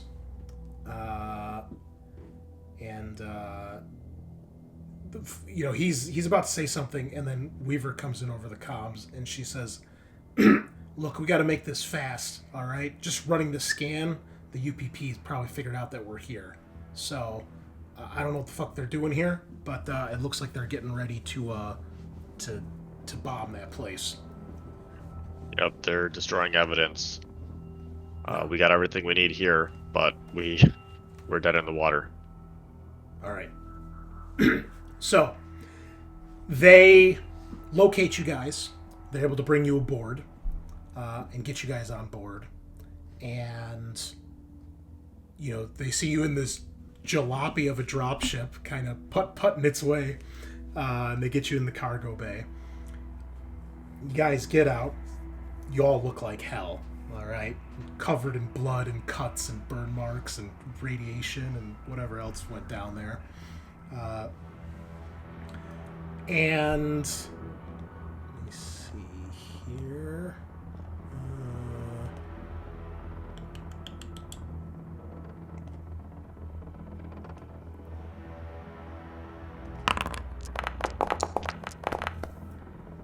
All right, so as you guys are getting out of the drop pod, all three of them are there to greet you. Actually, Roy's probably up on the bridge, keeping track of everything. So Weaver and Herschel are there to greet you guys. Herschel opens the door to let you guys out of the dropship, starts helping you move some of the equipment or, get Reed because he's injured. And as you guys are kind of piling out, Weaver runs past you, Cruz, over to Tagar. And she actually does, throw her arms around you. And she's like, "What the fuck happened down there? Like we didn't hear from you guys. What happened? We saw the guns go offline, but we didn't know what the fuck was going on." Nice to see you too. Flustered there, buddy. It was a shit show down there. We got a ton to report. Yeah, she sees your motley crew of fucking NPCs you brought along and the dead alien, and she's the deactivated Elijah, and she's like, "Holy shit!" Yeah, it turned out pretty bad down there. Let's get these doctors. Babbitt actually pipes in after you say this, like, "Nonsense, Corporal. I'd say the mission was about as good as could be expected. We've secured the targets, we've secured research and data, we've lost no men, we've gotten some prisoners, we've gotten samples. I would say this is a resounding success." Yeah, it was a little bit too close for comfort for Reed over there. I don't know, point to his body, whatever he's doing. Limping Herschel's arm. Lucky we got Elijah's body out of there too. "I'm sure your PFC will make a full recovery." But he does look to Herschel. He's like, "But I would get him to the med bay, just in case." Let's make sure we lock up the samples and specimens so we can get them somewhere safe. Fully sealed containment units. Of course. All right, so we're going to assume Herschel is going to take Reed to the med bay. Babbitt and whoever else goes with him will take the alien and all the samples you guys got back. That'll include the Major, because she's considered, infected, right? Elijah probably needs to go to the med bay or the robotics bay. And then someone's going to need to take Balaz probably to, a holding cell of some sort. And then whatever you want to do with Min is kind of up to you guys as well. So, Tagar and Cruz, what do you guys do? And you have Weaver there to help you if you want her to do anything. I'm gonna go with Babbitt to make sure everything gets fully sealed up. Okay. All right. So you go with Babbitt. Make sure he doesn't tamper with anything. All right. if Balaz... Go ahead. And kind of let Roy, like, if I can radio Roy and be like, hey, we're taking these specimens here. Make sure they're locked down. Understood. Weaver will, I guess, take Elijah to the robotics bay. Should probably ask you for help, Cruz, because carrying a deadweight synth by yourself is not easy. Sure. We may want to take these 2 prisoners to the... like, wherever we need to take them first, though, right? Oh, yeah, good point. Okay. And have Balaz get out of his suit gun Yeah. armor. Yeah, he doesn't like put up really any fight. He's pretty cooperative. Cool. And Weaver's like, all right, Doc, you heard him. Let's go. What do you do with Min? I should probably put her in another cell until, like, we have, like, the LT awake. Right, yeah. Okay. Yeah, she seems a little scared and nervous. These guys are walking. She's like, what's gonna happen to me? Cruz, right? I mean, not sure. Probably just be a prisoner for a little while. I'll ask you some questions about what you did down there. Yeah, Weaver kind of asks you, like, what her deal is. You know, when you explain, like, who Balaz is, she's like, holy shit, like, you guys caught the big fish? Right. She seemed to be just, like a worker. Someone who was working on machinery down there. She helped us get that rickety piece of shit running, so partially thanks to her, we're not getting nuked. She kind of, like, goes along with you, like, kind of, like, trying to comfort her and be like, you'll be all right. We'll make sure nothing happens to you. So, you get them into cells. Eventually, we get Elijah to the repair bay. Reed's in the med bay. Babbitt and Tagar, you take the dead alien, the eggs, Spores. the little eggs, the spores. They're technically called neomorphic motes, is the correct term. Motes, yeah. The motes. And the major, and you put them all in various containment areas where they are secure. It is at this point, just because you guys will have some time here, anybody who likes can make a Comtech roll to try to do some repairs on Elijah to at least get him back online. Won't be like full repairs or anything. But if nothing else, if he's online, he can be integrated with the ship and at least help in that capacity. He might not actually be able to move around, but you guys can link him up. So, is anybody able to do that? I would only be rolling 2 dice, so... I mean, I could do it before I go to the med bay. I think you probably do that. I could have Herschel do it because he's got pretty good Comtech. Yeah. Little synth on synth action. We'll give him a +1 modifier because he's a synth. He knows which wires not to cross. You gotta hope so. All right, you get a wound back. Elijah. You see your friendly neighborhood synth standing over you, repairing you. Mr. Clean. Yep. A veritably model synthetic. How long would he have been gone? Was it just like a day mission? Oh, who, Elijah? No, all of us. What do you Like, mean? if I were to, like... Because we left O'Connell behind. Like, if I were to go check on O'Connell, like, how long have we been since we've seen him? Oh, like since you left the ship? Yeah. Oh, like a few hours? Oh, okay. Yeah. Maybe a shift at this point, start to finish. So, Oh, okay. yeah.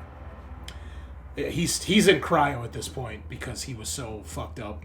They wanted to make sure he was stabilized. So he's in cryo. Yeah, so Elijah, you see Herschel standing over you. Hello, brother. Hello, How are you Herschel. feeling? How's your day going? I suppose it's okay. Everyone came back more or less in one piece. It's good to hear. You seem to have sustained some heavy damage, though. I'm operational at the moment. I assume I have you to thank for that. Nothing a little bit of fixing won't cure. It'll take some time, though. Looks like they got Appreciate you it. good. Of course. What did I miss? Everyone is back aboard the ship. Apparently, Dr. Babic saved Dr. Reed's Dr. Babic saved Reed's life. Tagar killed several of the aliens that attacked the squad, and they found more survivors, including Dr. Balaz himself, the head of the UPP's bioweapons program. This is good news. Some samples were secured as well. Unfortunately, we have a UPP destroyer in orbit that is apparently downloading the data and about to wipe the base off the planet. And as he says that, the Tambatam is rocked and shakes violently. Somewhere in the ship, we hear an explosion, and all of a sudden, warning klaxons and sirens begin flashing and going off. And we hear Roy's monotone, calm, but urgent voice over the comms to everybody, but obviously to Tagar, because you're the highest ranking person here. The UPP have detected us. We've just taken a hit. Mother is offline. And that is where we will take our break. Okay. So, Exciting. everybody grab a Dr. Pepper, because you're not going to want to miss what comes next. We are going to, for the first time ever, not only on the channel, not only in my alien career, but I think the first time that I've ever seen anyone really do it, we are going to do the spaceship combat rules. Oh, man. And I think they're actually pretty cool. So, we'll be back in a few minutes, folks. I know. So, we'll see BRB. See you soon. So, Chris, when me and Weaver put the two UPP people in, like, the prisoner cells or whatever, I would have had Weaver pat down men, and I would have patted down Balaz. Okay, let me see if he's got anything on him. Yeah, and then it would have... Y'all touching each other? Oh, yeah. He's just got, he's got the pistol, which you saw at the start. Obviously, you get that. And then he does have like a knife on him that's hidden, and he is also carrying a PDAT. Okay, yeah. Take those and take them into custody, and then I'll do a blood test on each of them. Submit it to the medical, just There it is. Okay. And they both have red blood. Yes, they do. Okay, all right. They're both red-blooded Americans. At first, I was like, "Wait, is this that scene from The Thing?" And I'm like, "Oh wait, alien synthetic blood." Yeah. Yeah. Okay, so they posted it on their Twitter feed 5 days ago. Was it 10 Dire Avengers, 5 Warp Spiders, 5 Wraith Guard, and Warlock? I guess I'll just have to sit and wait. Yes, I don't know. Well, before I mean, I'm in no rush. I'm learning with my Chaos Marines that I already have. I only have like maybe 800 points of Eldari right now. Excuse me. Before we dive in here, I was digging through all my models last night to see if any of the stuff that was coming out today for Empire I didn't have. That was going to be made to order, because I wanted to make sure I grabbed it. And, between my fucking giant container, the shelves of stuff, my figure cases, I found everything, and I found my list, so I was able to kind of keep track of that. But in doing so, I found a couple classics, Eric. I found the Army Standard Bearers from the old Orc Army. Oh, nice. The Standard Bearer from the Wood Elf Army, Ooh. I've got somehow I have 2 of the, I think it was online only, the Wood Elf hero that's running with the greatsword in 2 hands. That's a good one. I also have 2 or 3 of the online only, like, flipping war dancers. Mm-hmm. And then I also have the Eldar Bone Singer. That's a good one, yeah. He got released after Dawn of War came out. Yeah, he's a Forge World model, wasn't he? No, he's metal. He's metal. Oh, the other one? Yeah, Okay. I got the metal one. And then I also have the exclusive Exarch from the Eldar Army box. Hmm.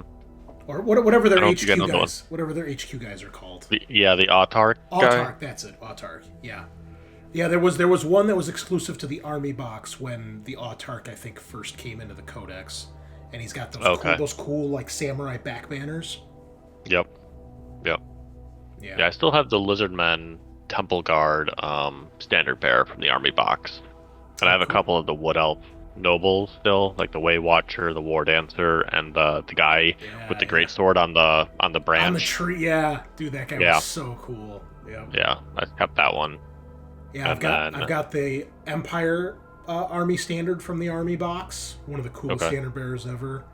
And I found Malice Darkblade on foot, Archeon on foot, all these like Games Day models, like the Skaven Warlord. I tried so hard to get the Archeon on foot. Yeah, he's that one was a real hard gun. Yeah. I've got Joseph Bugman from Warhammer World. I've got it was like 25th, I think, anniversary White Dwarf, where he's on the shield and he's being held by Bugman and Gotrek. Yep. Brian went to Warhammer World one year and he got me the miniature, which is, it's Joseph Bugman. He's pointing and he's holding a bar stool in his other hand. He's about to smash somebody with a little bar stool. I have the old War Dancer champion, like the really old one with like the giant mohawk. Yeah. For like the 90s Eldar or Wood Elves. Yeah. Yep. Scaarr. I have the Wraith Knight with the Warp Spider jump pack. The Scaarr. Is it Scaarratch Wraith Knight? He's got like a Warp Spider jump pack and like Death Spinner guns. That's cool. Oh, that's sick. Yeah. Nice. Cool. I wish you were just a little closer, Eric, because I'm like about to really pull the trigger on 40K finally. I don't play 40K though. Oh, I only play 30K. I have my 40K World Leader still. And I have like a small Eldar army that I've been kind of like growing. But I haven't played 40K since 8th edition. Oh, damn. With all the models you guys have, I'm sure you could find a game you guys could play together. Yeah. I've just bought the Star Wars Legion army that I've been working on, but I'm mostly 30K. It's the only game that I really play. I have fantasy, I have some other stuff, but I just don't play them. I'm waiting for what else for fantasy for sure. Oh yeah. I counted up how many Stormcast and AOS I've accidentally accumulated. I don't know if Ultramarines are kind of the same thing in 40K where you just acquire them, but I've got over 3,000 points of them just on accident. Accidentally acquired 3,000. I have. It's like I'll get boxes because I want the other shit that's in the box, and I'll be like, oh, and the other army is always like, Space Marine, or in AOS's case, it's always Stormcast. Mm-hmm. Yeah. So, I have a bunch of the Seraphon models because I just bought the Seraphon. I don't know what the Combat Patrol name equivalent is. Yeah. Because I was going to build it for my Lizardman army for Old World. Because it comes with more Kroxigor, more Saurus, and another Carnosaur. But I don't have a Troglodyte, so I'm going to make it the Troglodyte model. What did you just call me? I need to bring back the T-Rex guy, man. Come on now. All right. Let's dive back in here. So, welcome back, listeners, viewers. Everybody can see our beautiful official space combat map from Alien. It's in the back of the rulebook if you need this. Yeah, so I actually got to read the rules for space combat, and I was pleasantly surprised. Obviously, it's abstracted, as these things tend to be in RPGs. We're going to see how it Especially this works. So, where to start? I guess with your ship. So, is everybody able to click on the Tambatam and open up its character sheet? I'm double clicking it. Nothing's happening. Let me Alright. see. Yeah. Let me make sure you guys have permissions, because you're going to need access to that. Would it be under vehicles? It is, but I don't think I gave you guys permissions. That's probably why. Nope. That's why. Okay, hold on. Alright. You guys got it now? Yep. Okay, so the way this works is we need to first put you guys on the ship. So let me drag your characters on here. Cruz, Reed, and Elijah. Okay, so the first thing is the way this all works is just like with the regular game. We use zone movement. As you can see, it starts at between -4 and +4, and each of these is just a zone. So as you move, your ship just moves one zone. They don't really worry about the 3 dimensions of space. It's just on this kind of linear track as far as movement goes. And then you measure range just like normal. On the ship's character sheet, ship has a whole bunch of different stats here, which we'll go over really quick. You know, crew is your typical amount of crew the ship needs to operate. The length is in meters, so how long the ship is. Signature is basically its electronic signature that it gives out. The higher that number is, means it's easier to detect the ship. The Tambatam, being a pretty advanced military vessel, has a signature of 0, which is pretty good. Hull is the amount of wounds it has, the amount of health it has. Armor works just like regular armor. Thrusters help with when your ship is moving and your speed. FTL reading, we've discussed before, that's how many days in FTL it takes you to move 1 parsec. So the Tambatam's pretty fast with only an FTL of 2. And passengers is how many extra people it can carry. So 90 in this case because of its cryopod capacity and things like that. When you have a ship in this game, you can add and build stuff onto it with various offensive, defensive weapons and modules, which we'll see in a second. The Tambatam being a military vessel, it already has all the stuff that it comes with, so it's just basically straight out of the rulebook. If you go to the modules upgrades tab on the character sheet, you can see all the extra shit it has. There's a massive list of all this stuff in the rulebook, like escape pods, if you have a umbilical docking thing, the type of hangar, med bays, labs, sensors, all that kind of stuff. So, the type of computer system it has, and then all of its weapons. And then, you'll see when we drag the characters on here, your characters appear as part of the crew, and you can change from the drop-down menu what position you are on the ship. And if you go to the space combat phase on the character sheet, you will see there are 4 phases. Also, if you guys go to the journal, I have an extra thing here I'm going to give you guys all access to that says Space Combat Rules. I basically just copy and pasted this straight out of the book. It's not as complex as it first looks here, but basically there are 5 positions on the ship that players, NPCs, or even your computer system of the ship can take over. And depending what position you're in will determine what actions you can take during the turn. If you guys go through the actions list here, you'll see what each various thing does. So we have captain. The captain draws the initiative for the ship, and they give the orders. So they tell the other people what they want them to do. Now, you can do something else if you want, but obviously in a military vessel, you should probably be obeying the order of your commanding officer.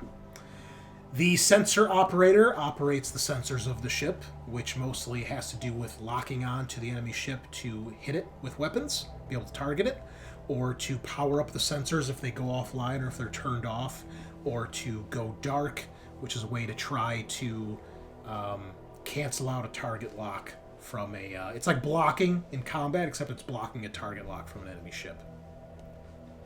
The pilot can accelerate or deaccelerate to make your ship go faster or slower. You can maneuver to try to steal initiative from the other ship. And then if you're close enough, if you're at 0 range to each other, the same zone, you can either ram or attempt to dock if you have a docking capacity on your ship to try to board the enemy ship. Gunner, pretty straightforward. You can fire a weapon. Each weapon on the ship can have one gunner. However, you are only allowed to fire one weapon per turn, regardless of how many weapons or how many gunners you have on your ship. The person firing the weapon, or whatever person is doing any of these actions, they do the action, they do the roll. So if Sean is the gunner and Scaarr is the sensor operator, any sensor operator actions Scaarr would make rolls for using his character sheet, using his character. So the gunner can fire a weapon, or you can launch countermeasures to try to basically block shots. And then we also have an engineer. Engineer can attempt to repair damage to the ship. Obviously, it's not permanent. It's just a quick fix in combat. If the engines are offline or turned off, you can fire them up. You can overload the reactor if you want to just blow the ship up. And you can open an airlock, meaning if you guys try to dock with an enemy ship, you can then open the airlock to allow them to board. Armor works pretty much the same way as it does normally here. The main thing is the way ships take damage. You'll see on the armor and damage table. If the ship takes an amount of damage equal to or over its hull, then it is disabled. All the systems shut down.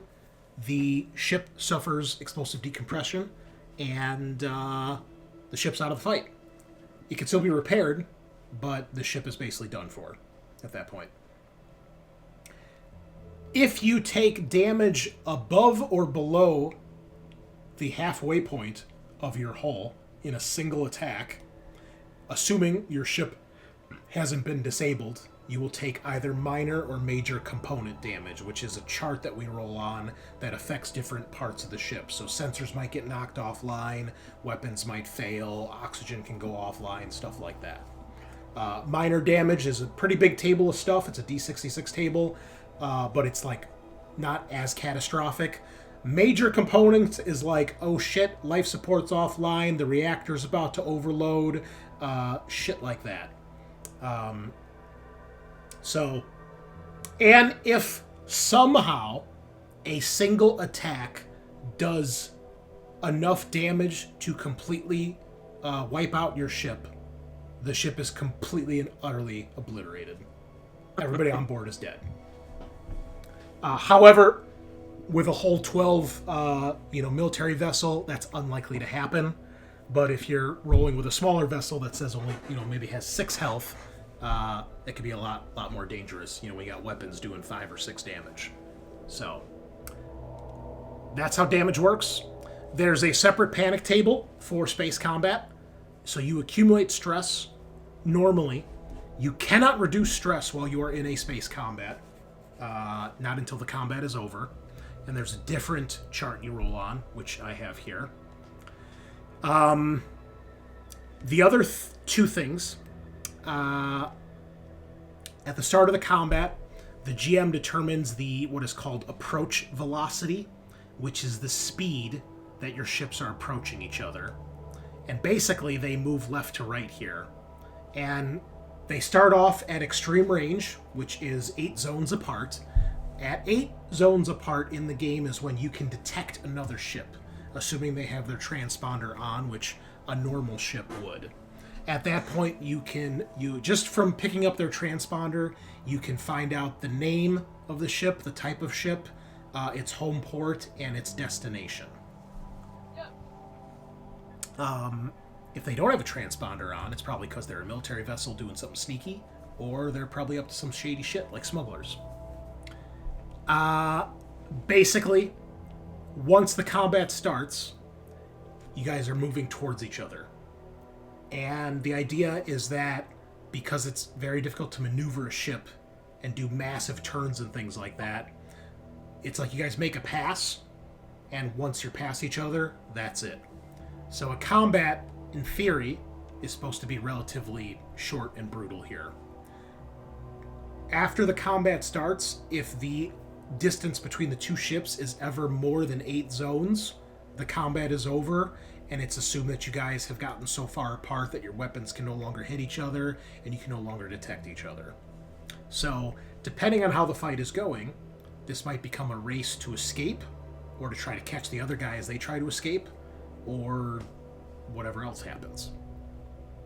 The other thing that's different here is after we roll initiative, both sides choose their actions in secret, locks their actions in, and then we go through each phase one at a time. So we'll roll initiative, and then I'll pick my actions for the UPP ship, you'll pick your actions, and then we'll submit them, and then we go through each phase. So phase 1 is the sensor phase, then pilot, then gunner, then engineer. So during each phase, whatever action that person chooses is what action will take place in the initiative order of the ships. So both ships will do their sensor phase, then both ships will do their pilot phase, so on and so forth.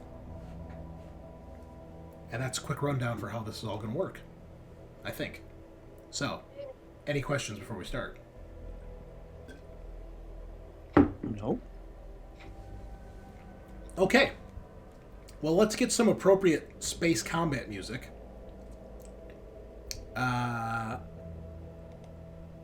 This looks good.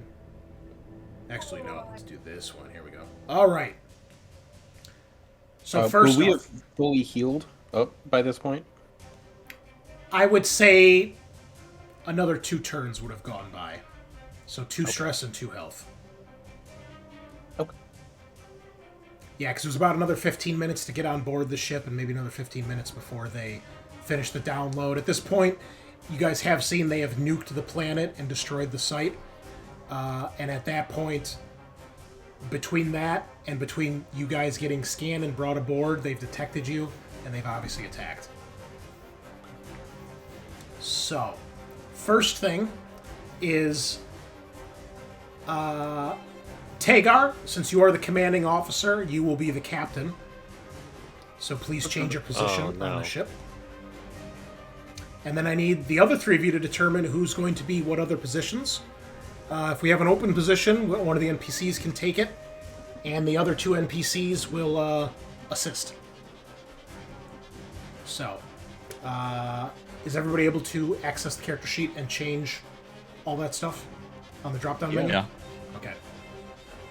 So, Tagar, you are the captain. So, Elijah, Reed, and Cruz. Operator for Elijah. I'm sorry? I was saying, I don't know, maybe sensor operator for Elijah? Yeah, so sensory operator will use comtech roles. Gunnery Yeah. uses range combat. Pilot uses piloting. And engineer uses comtech and heavy machinery. Okay. I mean, I guess I can go pilot. I think Weaver would be a better pilot. She'll assist you Okay. because this All is right, your then guy. This is your guy's show. So All right, then I will she'll go into assist. the pilot. Okay. Can we have 2 pilots or only 1? Let's see. I think we only have 1. Oh no, we can have 2. All right. Well, we'll just put her there so she's on pilot as well. Okay, so Reed, I assume that means you're going to be either a gunner or engineer. What do you prefer? Yeah, heavy machinery, right? Yeah, probably engineer. Okay. I don't think we need a half-dead guy making gunning choices. Well, who's going to be your gunner then? O'Connell, obviously. Wake him up. One hand Andy just... Yeah, O'Connell's not Ship coming does out of most of the cryo aiming. in an emergency Ship must- situation. A ship does most of the aiming. He'll be fine. Well, Herschel's probably a good engineer, right? You probably have Herschel do the engineering and have Reed do the gunning. I think that makes more sense. Because Herschel does not have any ranks in ranged combat, and I don't think he's allowed to shoot fucking spaceship weapons and annihilate entire things here. He's just shooting a machine. Hold on. Right, he's It's not shooting the people. That's true. He's just It's shooting a the ship. It's a technicality. We can beat his programming. Okay, there we go. All right, and Roy is he's just assisting, I guess. Okay. So, I need initiative, please. Okay. And is that off of my normal? I thought you just use the token of the Tambatam. Oh, okay. So, this ship is called the SSV Zhukov. SSV is the acronym that the UPP uses. That's a 10. And a 1. It makes sense. They've got the sneak attack on you guys. Wow. Okay. So, the fight begins. You guys are moving at approach velocity 2, which means you guys are moving 2 zones per turn normally. So, that's how this starts. You guys are 8 zones away on the very edges of your range here. You are currently at extreme range, I believe. And how does and is it the ranges have the same negative modifiers extreme as like our normal one? I think you'll want to check those space combat rules. It's on... If you look at the range and approach velocity, that shows how the distance, and then under the one that says actions list, it shows the range modifiers. Well, Gunner and Lock-On have different range modifiers, it looks like. Well, they might be the same. I think they are the same. -2, -1, 0, +1, +2. Okay. They So it's are the same. Yeah. Okay. Okay. So, you guys, I've closed your character sheet. I'm not looking at the character sheet anymore for the Tambatam. It's all up to you. I need you guys to lock in here. Well, I guess we start off. Eric, you are, as the captain, are supposed to give orders to the crew. Whether or not they listen to you is up to them, but they probably should. No pressure. Okay. Now I'll start Weaver, picking get us my- in. I guess Weaver, get us in closer. Keep in mind, Reed, Cruz is the pilot. She's the co-pilot. She's assisting. Oh, okay. Okay. Cruz, get us in closer. Reed, make sure you lock on.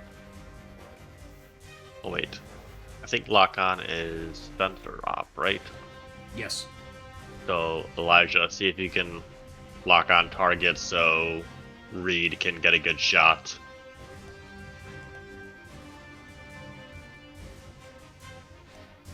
Herschel, Of course, keep Corporal. an eye on the damage and the shields.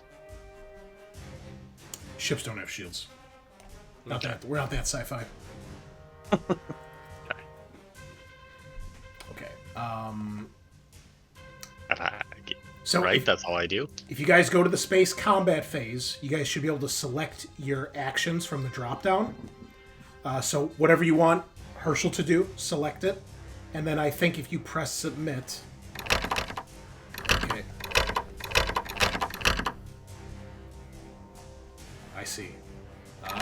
Okay, I see, yep. Alright. A little confusing, because it's going to be all out of order. But, that's fine. Okay. Okay.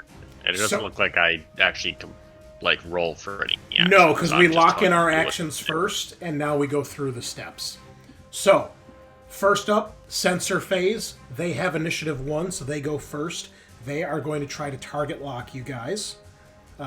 So, I need to roll a Comtech, I believe, for this. All right, they make a Comtech roll, and they need to pass. However, once you're locked on, you don't have to roll anymore. You just have to keep locking on, but you do it automatically unless they go dark. So this is at -2 because we are at extreme range.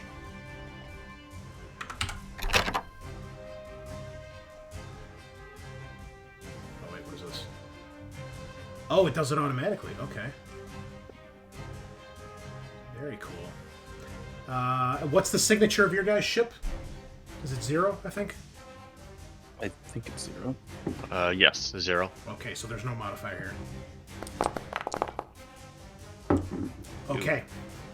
So, they have 2 successes, which means they have locked on.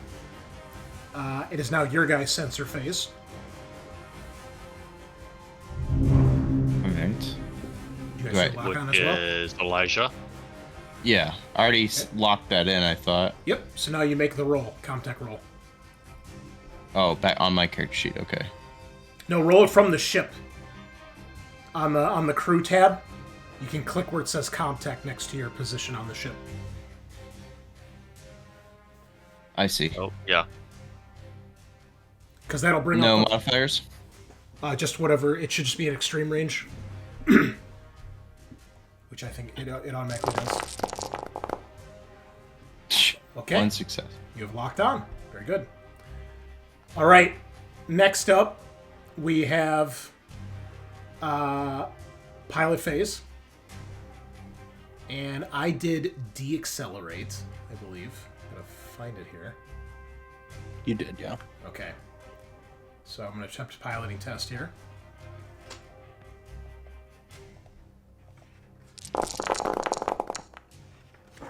All right, so for every success, well, if I get a success, I can decrease our approach velocity by 1. I don't have more than 1. So our approach velocity started at 2, which means we're moving basically 2 zones a turn. I've dropped the Zhukovs down to 1, so we're going to move 1 space a turn, or 1 zone a turn. Your guys' turn, piloting. I locked in maneuver, so we can try to switch our fucking initiatives. 'Cause Oh, they've nice. got a 1. Okay, go for it.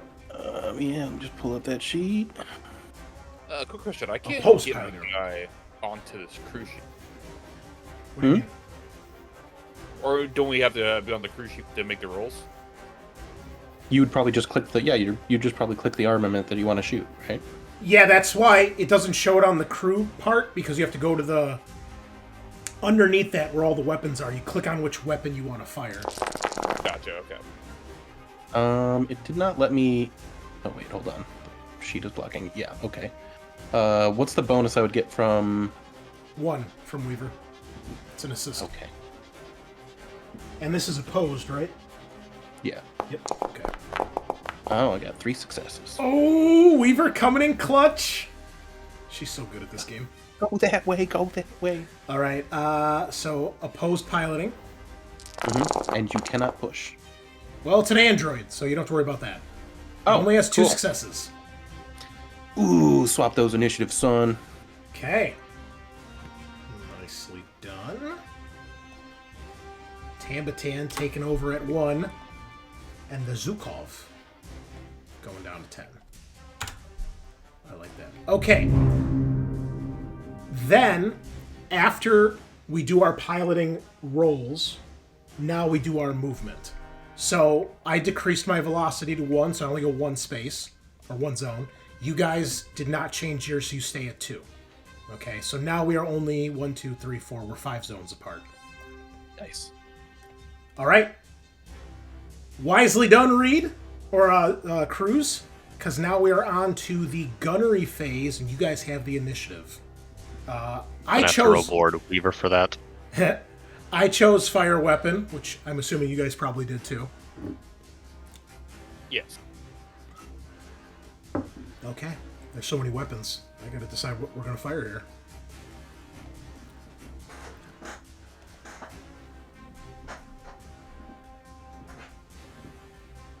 All right. Well, you're up first, Bunnilla, so you can choose. Yeah. Am I counting all of my stress still, right? Yes. Sure. Should have gone down by 2 or 3 at this point, since we were Are we on the sure we planet. should have put him in charge of shooting? You should have gone down by 2, and you should have regained 2 more health since getting back aboard the ship. Yeah. It's still saying I'm not a crew. I thought you were listed there. It says I- gunner. What I happens don't- if you click on one of the weapons? Double click the ship. Don't do the character sheet from the tab. Okay, that's why. Okay. Burp. Come on, Bunnilla. I We believe are you. gonna take this one.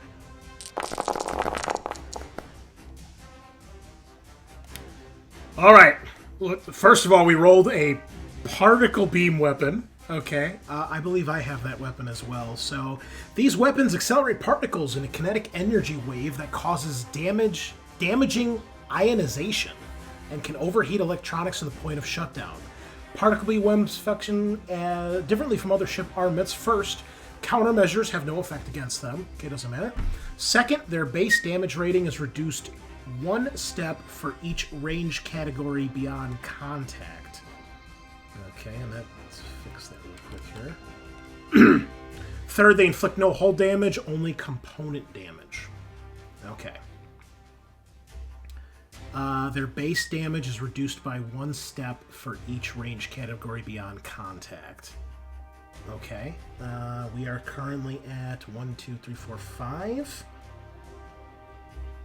Which is... how far apart are we actually, though? Let's see. Same zone. Adjacent zone. 2 zones away. 4 zones. 1, 2, 3, 4. I guess we're still at extreme range because we're more than 4 zones apart. So it would be minus 4 damage. Only 1. So 1 damage. So I would roll armor.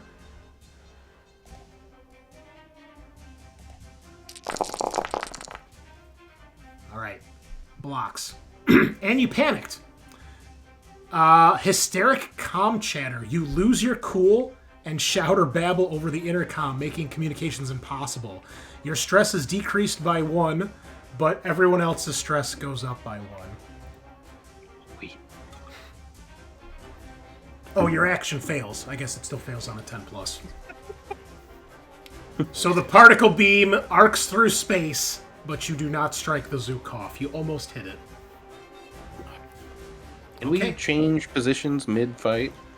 I think at the start of every round, sure. If you guys want to. I'll allow it. Assuming the captain orders it. Right. Okay. The Zukov is going to shoot its EMP missiles, which have a range of extreme. So here we go.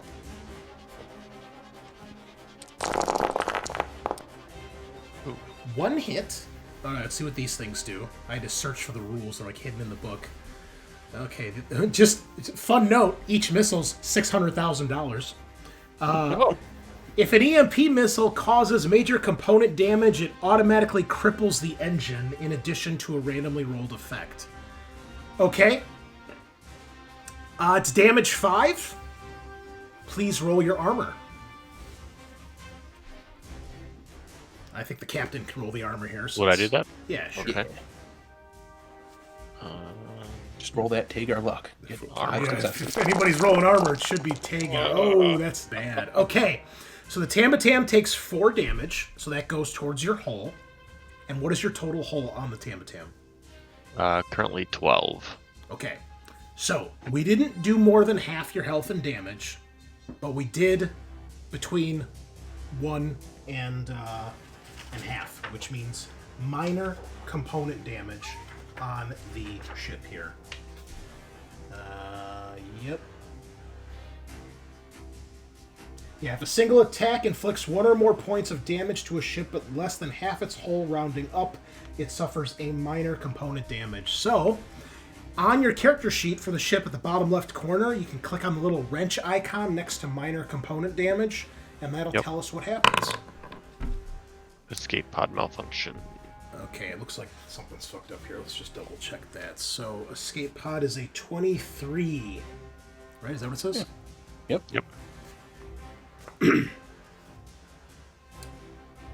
That is not what it is in the book. 23 is cargo damage. Escape pod malfunction. That should be a 41. Weird. Okay. Well, we'll just go with what it says. Your emergency escape vehicles cannot be used. So if you need to abandon ship, you're not doing it that way. This can be repaired with a heavy machinery roll using the emergency repairs to get them back online.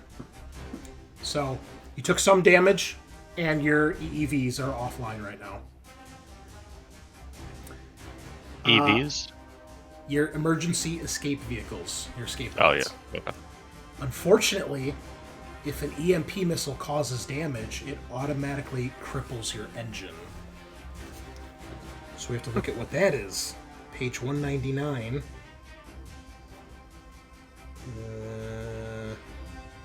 Is this a major or minor? I imagine it's major. Engine failure. The ship is dead in space. No pilot actions can be performed. It takes 2 heavy machinery and 1 Comtech repair rolls to get the engine back online. Good God. That's bad. We should do that to them. We don't have any EMP ones, I don't think. Oh. Okay. That's bad. That's very bad. So, Not are great. we able to take reactive actions like now, or does that have to be locked in? No, they're oh, that's a good question. Let me see. Because the gunner can take launch countermeasures, essentially a That would be block. for my defensive spells, or the defensive,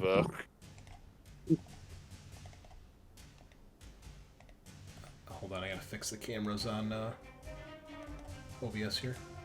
It froze up. And Eric.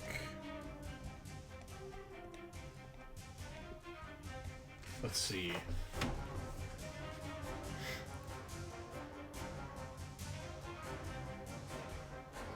You do lock them in, but they act reactively. Okay. So if you don't fire, then it's just a wasted turn. Correct. Okay. Oof.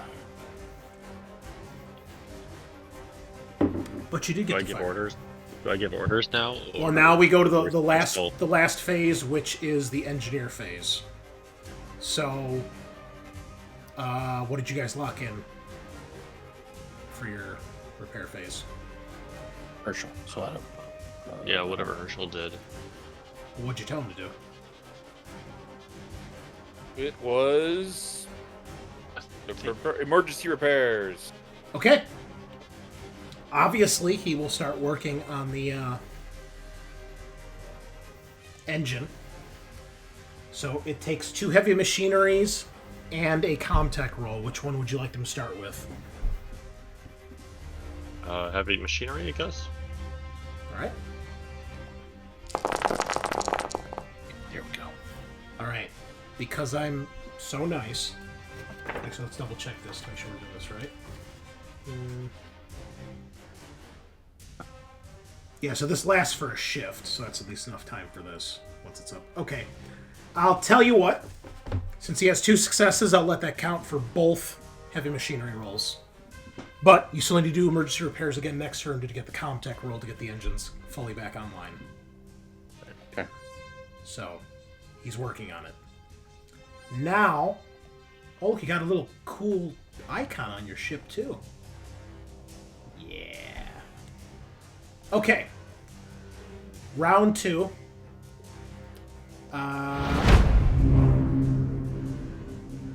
Select your orders and lock them in. Hey, Let's see. tell Herschel to keep working on the engines, get the engine back online. Cruz, get down to the guns, probably the beam weapon. Let me lock in my orders before you say everything, because I don't want to Okay. hear what you guys say. So let me decide here.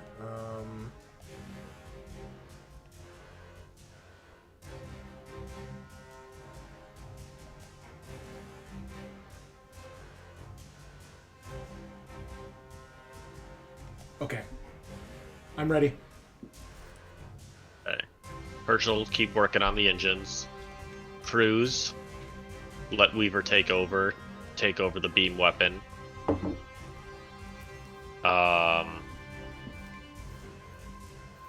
Is there a way to like calm? Can I like use a? I don't know if I have a skill or a talent that can calm Raid down. Just the command skill, right? Yeah, but his panic thing only lasted for that turn, so it's not an ongoing effect. But I can't do anything to like bring his stress down. No. Okay. Unless he has a nap relief. Ooh. I already used it. I don't have. And I can't take over a gun while I'm doing captain.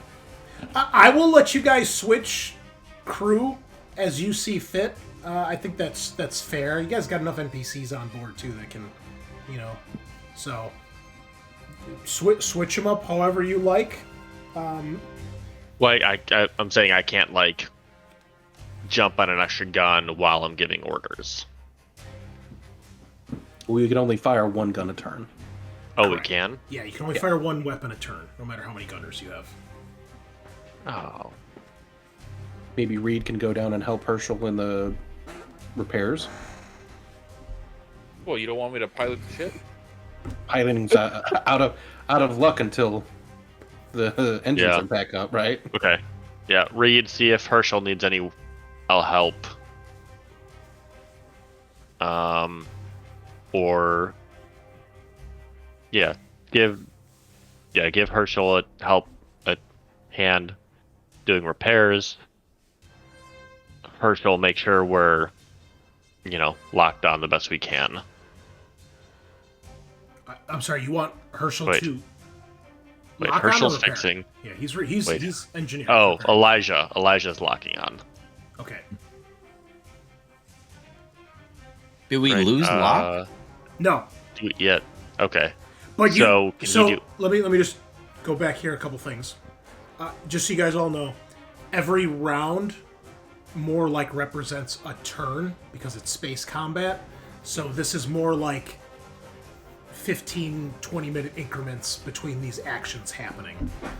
Second, so that's why you have time to like change your positions on the ship and stuff like that.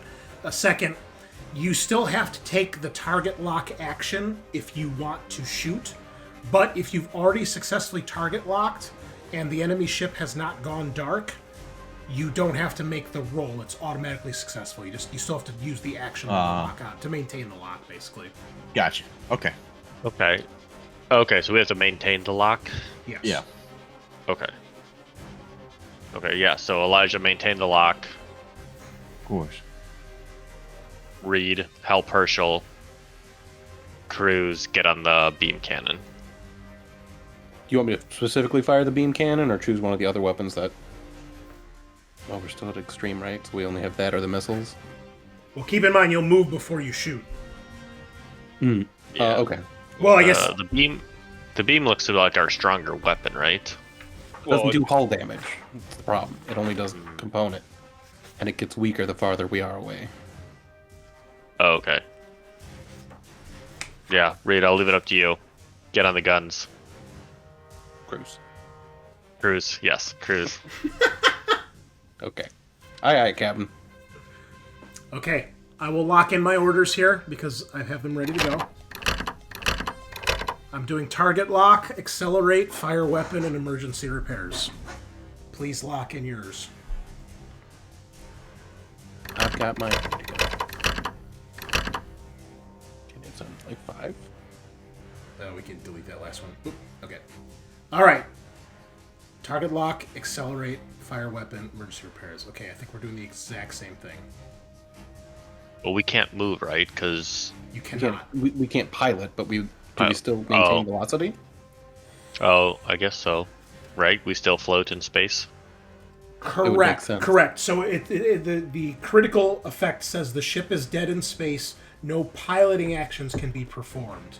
But then under the piloting area, it says after you do your actions, you move at whatever your velocity is. So yes, you do keep moving.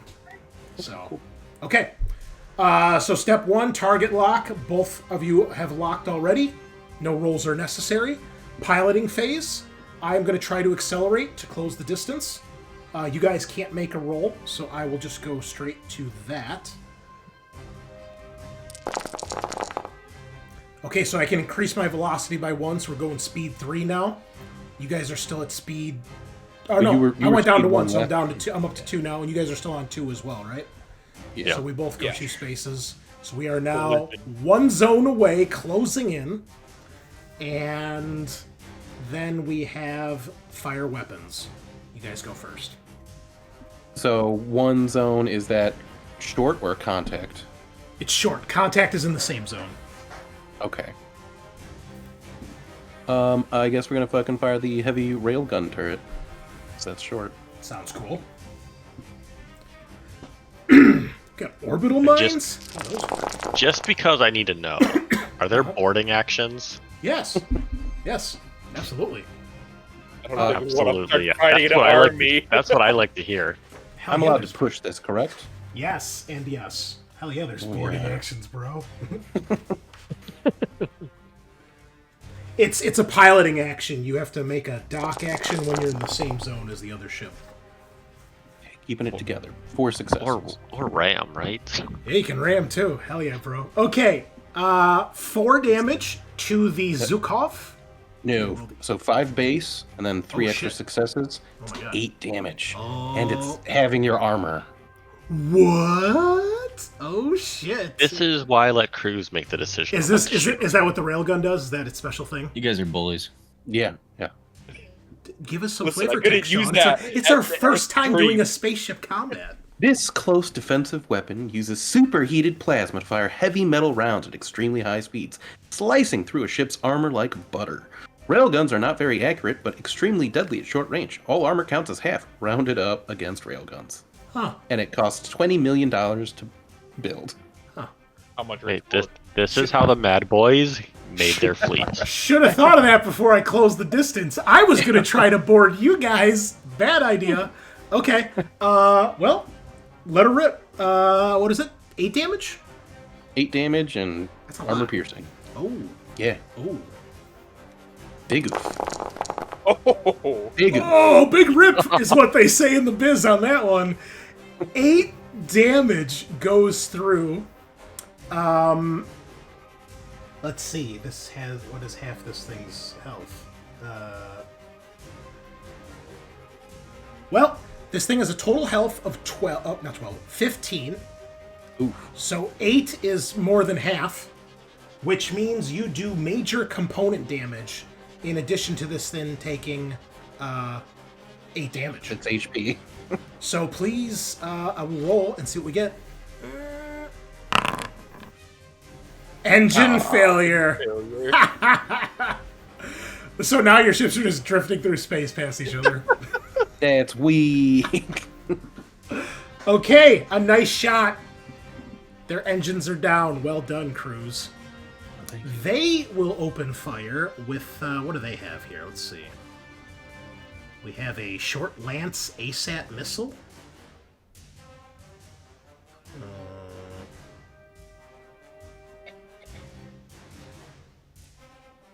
That thing looks like it sucks. What else we got here? Particle beams. Oh, that's the... I mean, I hate to just keep firing these, but the EMP seems like the best weapon here. It does the most damage. How about these orbital mines? What do those do? Oh, not in range. Gotta be next to each other.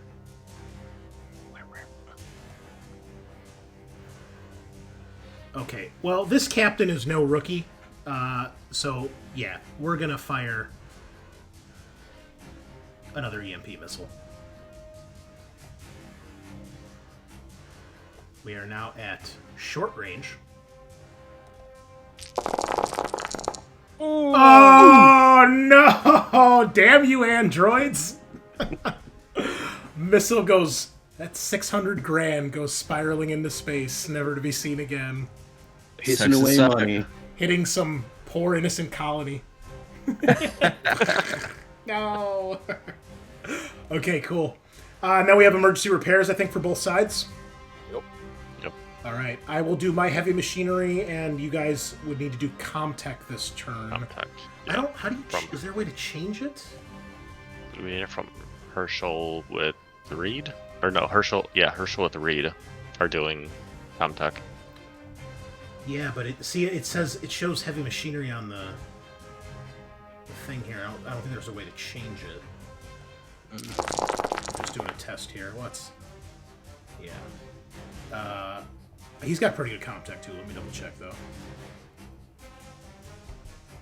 Let's see if we can change it. His Comtech is going to be a total of 6. And is someone assisting him? Yes, Yeah. Reed should be. Okay. We'll roll that then.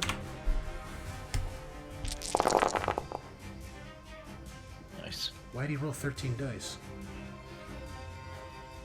That too little? Bonuses, talents. He's Wits 3, Comtech 3, that's 6, Assist 7.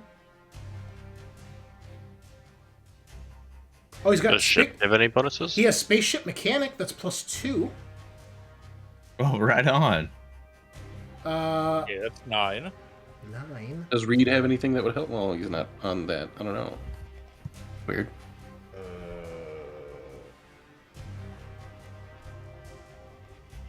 I don't know. Let's just do another one and see what happens here. Oh, why is this getting all wonky? Base modifier 1.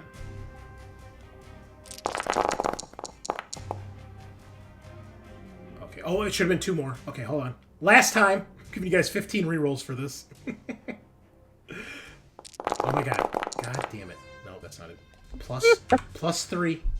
Final roll. Okay. Okay. It Oh rolled my pretty god. nice. Yeah, I don't know. That first one, it must have thought it was rolling heavy machinery or something. Maybe. I don't know why it glitched out. Okay, so your engines are back online after 5 rerolls. You're welcome. So you can delete the... Oh, we don't even have it on your character sheet. Doesn't matter. You're fine. Okay, and the Zukov is going to do the same thing.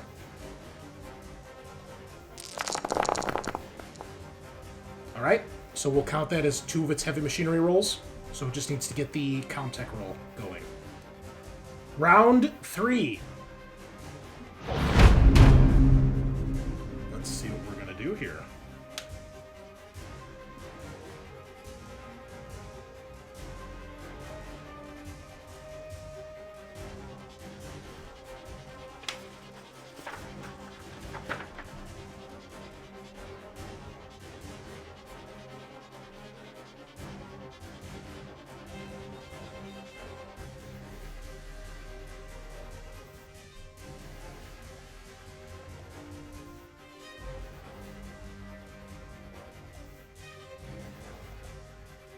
Okay, I'm ready.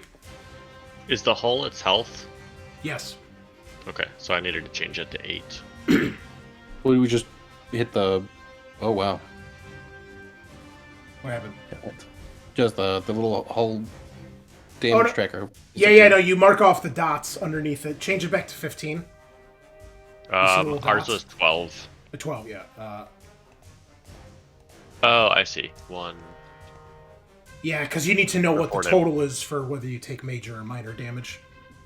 Oh, okay. I didn't do the damage earlier. Okay. That's what we call it. Okay, so our engines are back online? They are. You can do backflips and shit now in space. It's pretty cool.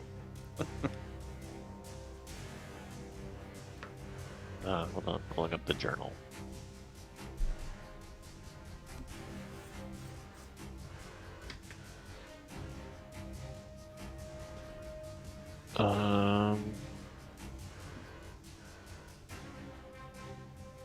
Maybe this I captain wasn't so good closing in like this. Should have stayed at long range with those missiles. Okay. So I'm thinking we need to tell Weaver to decelerate to keep us within short range. Okay.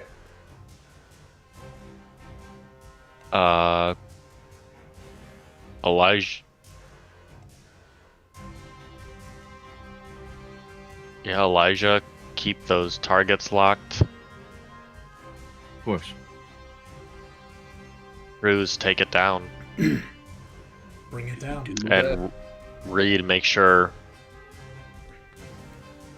Herschel and you keep us running.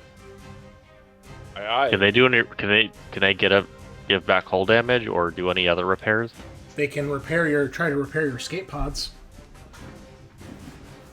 But no, you can't repair hull damage in combat. Okay. Tell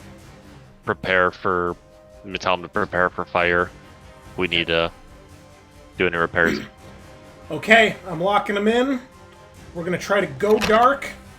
Maneuvering doesn't matter, but we're going to just decelerate. Launch countermeasures and emergency repairs.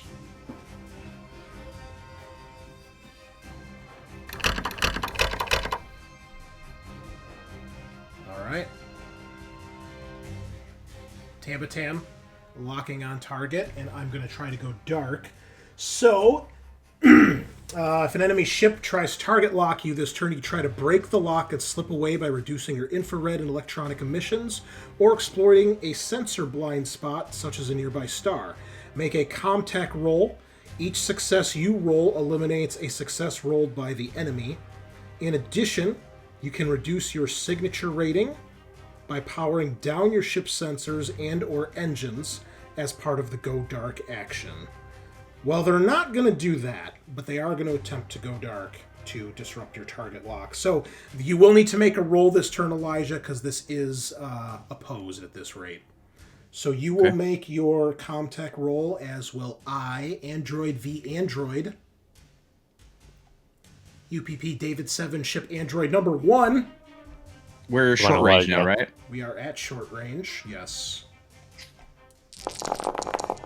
Boom! 0 successes, bro. Man, just don't make the God, our landers droid like is they so used much to. better. It really is. Wow. Oh, I was really worried that was Elijah's roll. Yeah, he wasn't too far behind, but he made it. Okay, well you get the lock anyway, despite their attempts at interference. Okay, maneuvering, piloting. I will do nothing. What would you guys like to do? So if they don't lock on us during their sensor phase, can they not shoot us? Correct. Nice. I think we told Weaver to decelerate. Decelerate, yeah. Yeah, to keep us within range. Go ahead. Click the button, please. Already did.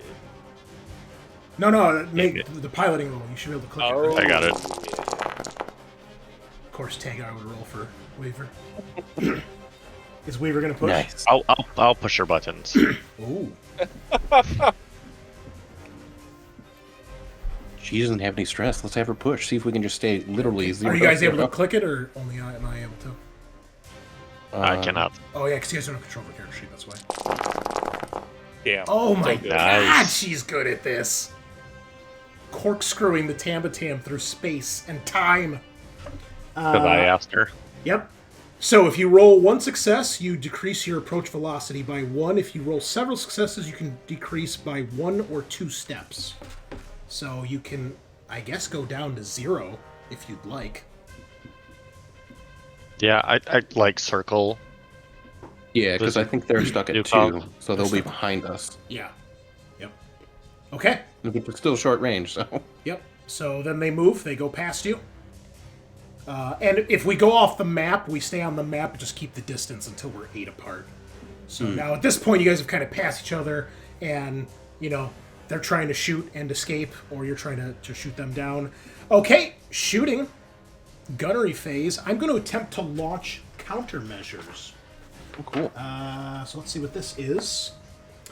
Oh, This I'm shooting reactive heavy range. action is used to launch defensive measures such as sensor decoys and sensor drones. If any offensive weapons are fired at your ship in this turn from short range or more, your gunner rolls ranged combat, modified by the bonus rating of the countermeasure. Every success rolled by your gunner eliminates one success from the attacker. If you are attacked multiple times, make a separate roll for each attack. Okay. Modified by my countermeasures. Let me see if we have any. Yeah. Where do we see countermeasures? Wait. They're under defensive armaments. Yeah, we don't have any of those.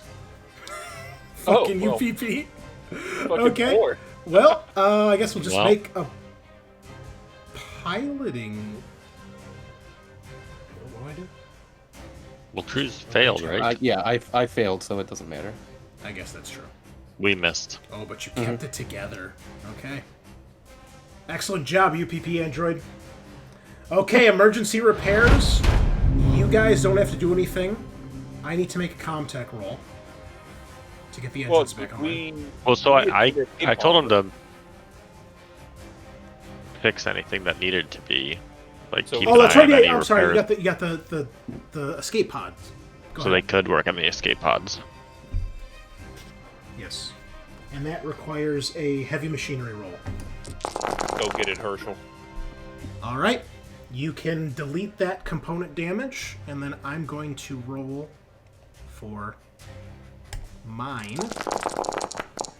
Okay, their engines are back online. Start around 4. All right, let's see what we're gonna do here.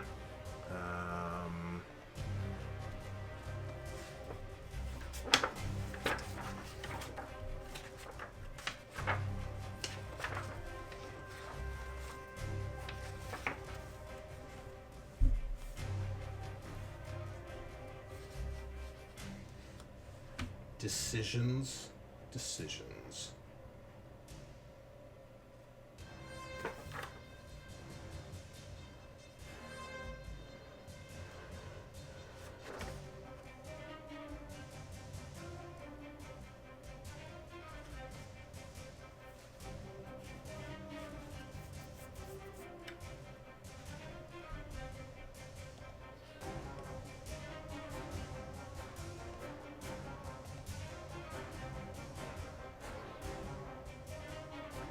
Okay, I'm ready to go.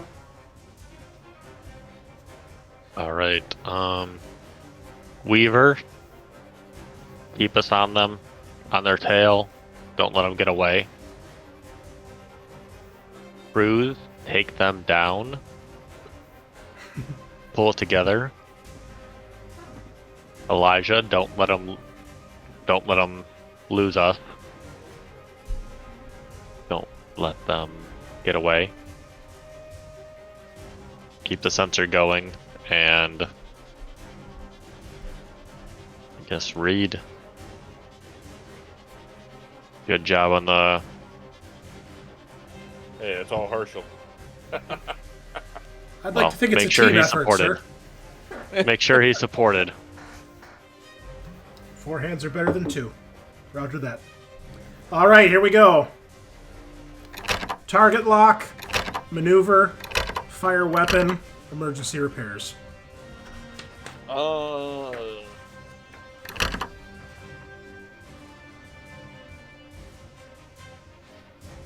Is it accelerate or maneuver? If we're gonna be Maneuvers to take initiative. Gotcha. Accelerate is to move faster. And we might need to move faster if we're gonna stay on them. Yeah.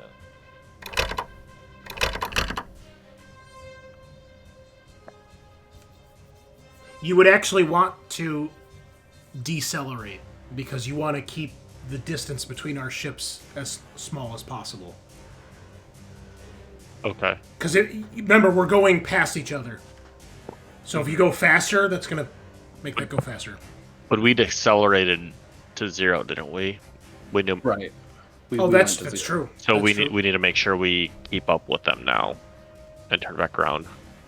Well, you don't think of it like that. You're not like chasing them. It's just now you're past each other. and it's just how long before we're more than 8 zones apart, basically. Okay. It's probably better to just get away at this point. Yeah. I think the whole point of this system is so that the combat doesn't go on indefinitely. Right. Unless we both decide to just stop and shoot each other. But as we can see, like, we're probably 1 or 2 rolls away from one of the ships being crippled. Like, if these rolls keep up. So, might be better to just accelerate and get away. I agree. Alright, we're accelerating because that's what's locked in. Fuck it. We're going live. Yeah. Okay. Target lock. I will have to roll because I went dark last turn. You guys maintain your lock, so no roll needed. I'm not doing countermeasures or anything this turn. So we will roll for Android. We are at short range.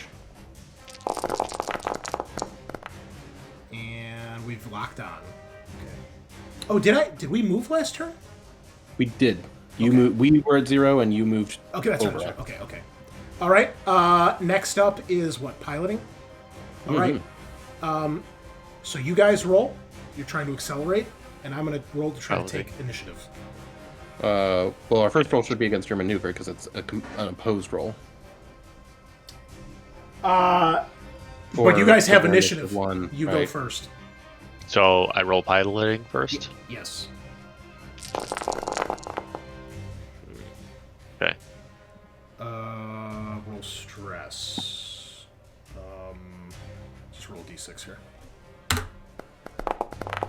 she's fine. Of course she's fine. She's weak. Okay, so you guys can increase your speed by 1. So now you're up to speed 1 instead of 0. A big one. And we will pilot. And... oh, it's opposed. So make a piloting roll, please, to do this. Oh, modified by the thrusters of your ship. Oh, my thrusters are -1. What are your thrusters? Our thrusters say 1. Yeah. Okay. I don't think we did that on the first time, did we? When you guys No, told I us? don't think so. We'll just ignore it this time then. So just roll Well, straight piloting. we won the first time. Okay. So roll another piloting? Well, it's still opposed, yeah. Jesus. No, you don't. 5 successes versus 3. Weaver keeps you guys locked in. It's not going well for the UPP. It is now our favorite turn, fire weapons. Well, then we move. Oh, we move. So they're going to... Okay, we are at... I think that's short range now? Medium range? And we moved our 1? Yeah, I moved us. Okay. Are we still in short or are we in medium? Medium, I want to say. We don't have any medium ranged weapons, so I will then shoot a... Thank God, no more rail cannon? Unfortunately. Shoot the Long Lance ASAT missile. Come on, Cruz, don't F it up. That's always comforting to fucking hear. Well, we got one. Okay, what's the damage? It Four. is 4. Okay. Oh, come on. Oh, it takes 1 point. However, that'll still be minor component damage. Let us see what happens. Sensor malfunction. That's All right. nice. I assume that means it can't target you. All Comtech rolls using the ship sensors get a -2 modification. Okay. All right. Well, luckily it's still locked on. If we do shoot. Okay.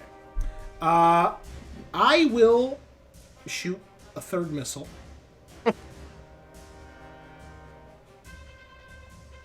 We are at medium range.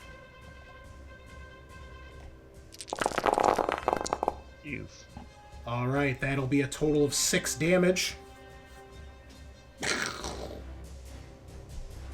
Hit and roll armor. Give us that Tagar. Okay. 5 damage 5 to the damage. Tambatam. However, that is not more than half, so it's only minor damage. So please roll minor component damage.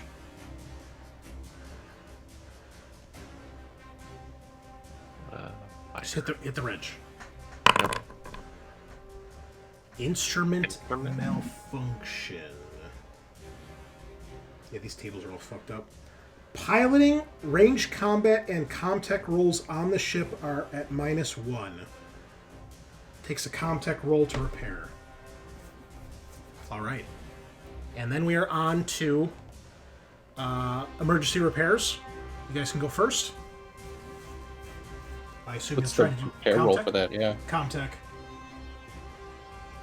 And it'll be at -1 because of the damage. So let me roll for Herschel here, and I assume Reed is assisting. Yep.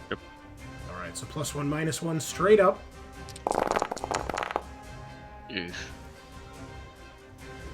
It's no good, Captain. They're interfering with my systems. Alright, and UPP have no component... no, we got a lot. We need to get rid of the sensor malfunction, which was a comtech roll. Alright. And it's at -2. Nope. All comtech rolls using the ship's sensors, not using the sensors. Try to repair. Okay. Sensors are back online. Top of round 5. This could be it. Make your choices carefully, gentlemen. We may want to go dark and do countermeasures because we only have 3 hull points left, right? Right. Let me But lock if we in don't, here. shoot them down, Best offense is the best defense, right? The best offense is the best defense. are we running from this fight? Are we done? I'm Just a getting the thought. fuck out of here. We have a bunch of important stuff we want to, keep. But Okay. I mean, That's if true. we want to fight, we want to fight. I'm ready. All right, guys. Weaver, get us out of here.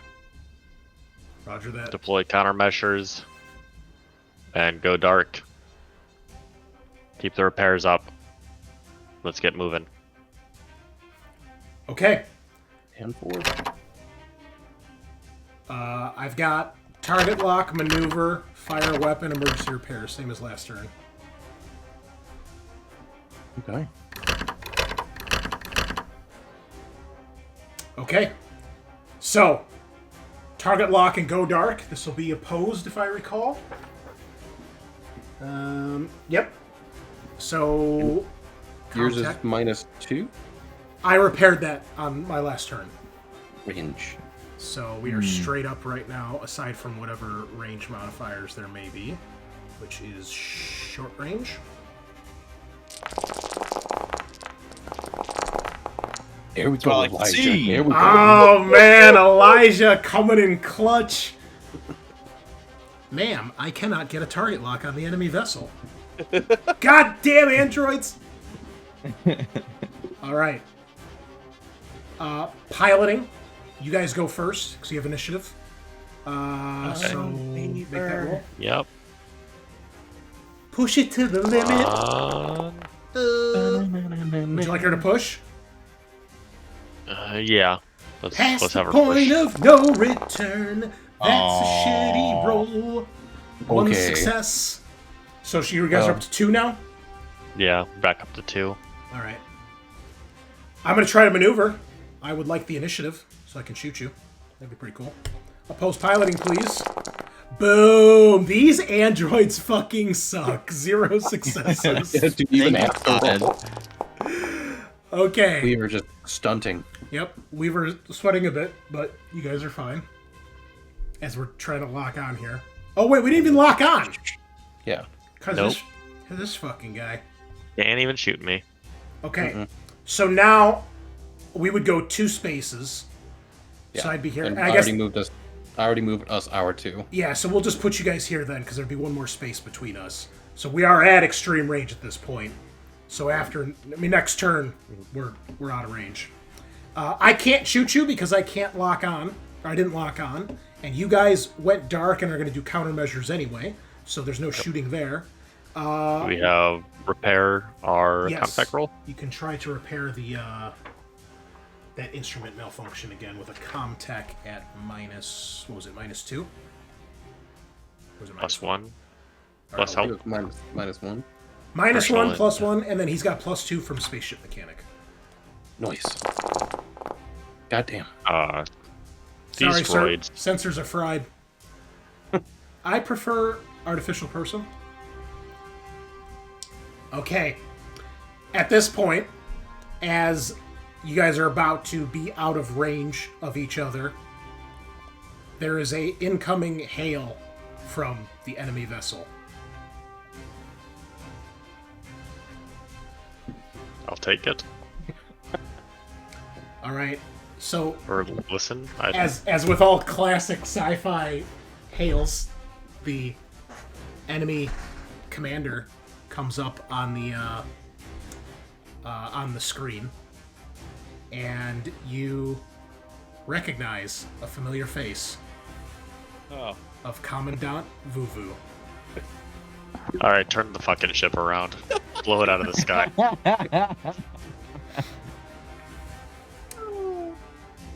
And she seems surprised to see you. She says, "It seems we meet again, Corporal. Just can't seem to get away from each other, can we?" Keep trying. Well, What do you want with this? With us this time? I know you're down at our facility. Would like to know what you took. Had I known it was you, I may have sent a call before an attack. Apologies. Oh yeah, turn back around. We'll see how this works out. Damn. You really willing to risk your whole crew? Your entire ship? Are you?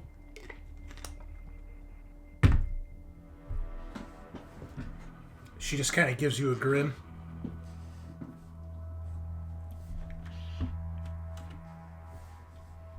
We're done with this place. We're leaving.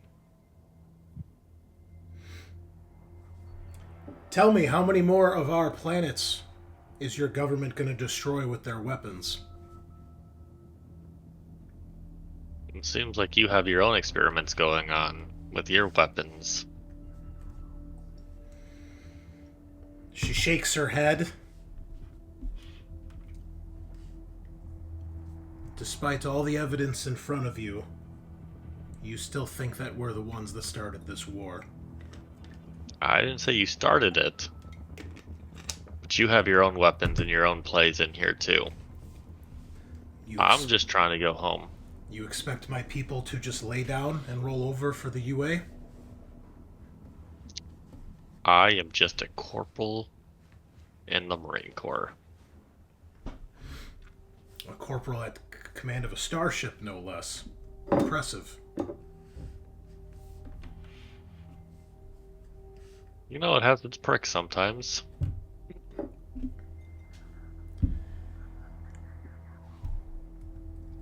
She looks over you for a moment, kind of looking over whoever else might be on the bridge. Tell your UA masters, as long as they continue their research, this war is not going to end. In the far future, there's only war. Oh my god. Impressive piloting today, nonetheless, Corporal. Congratulations on surviving your first interstellar battle. I'll let Weaver know. I hope we do not cross paths again. That we can agree on.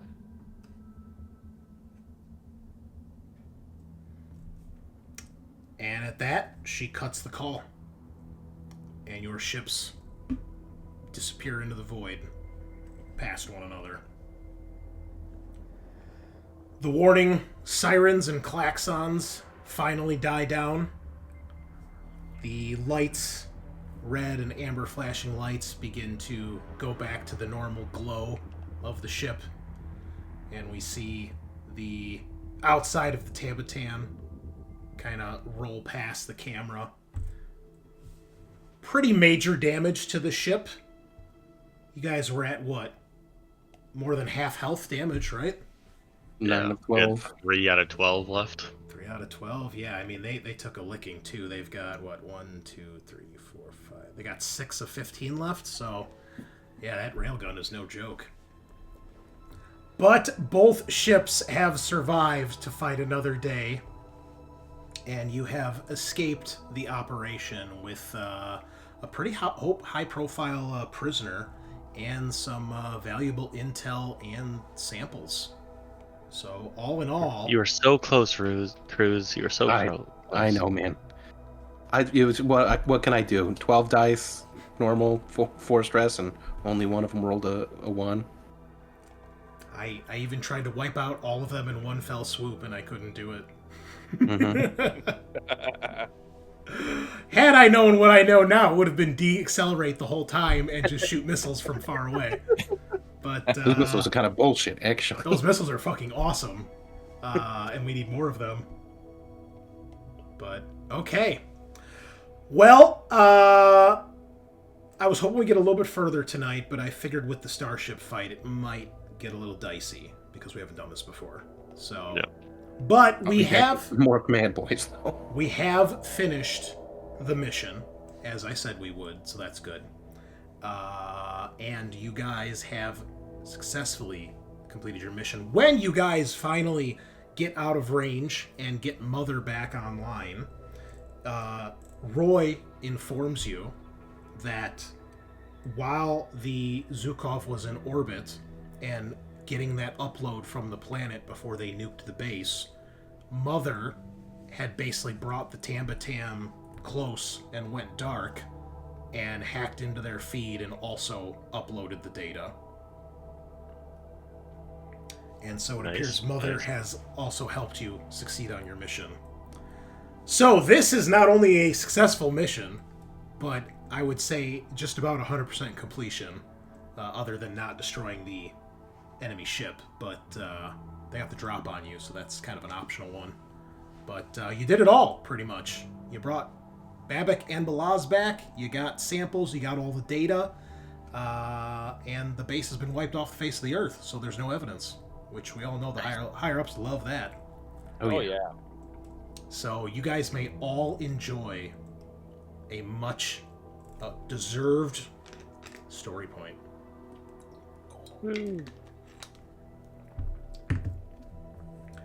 And that is all we have for you tonight, folks. That is the end of Operation Quiet Catch. Join us next week when we will get some downtime between missions. We'll see what everyone's up to as we dive into our next assignment and continue our Frontier War. Thank you all for playing along. Thank you for tuning in. We will see you same time, same place. Signing off.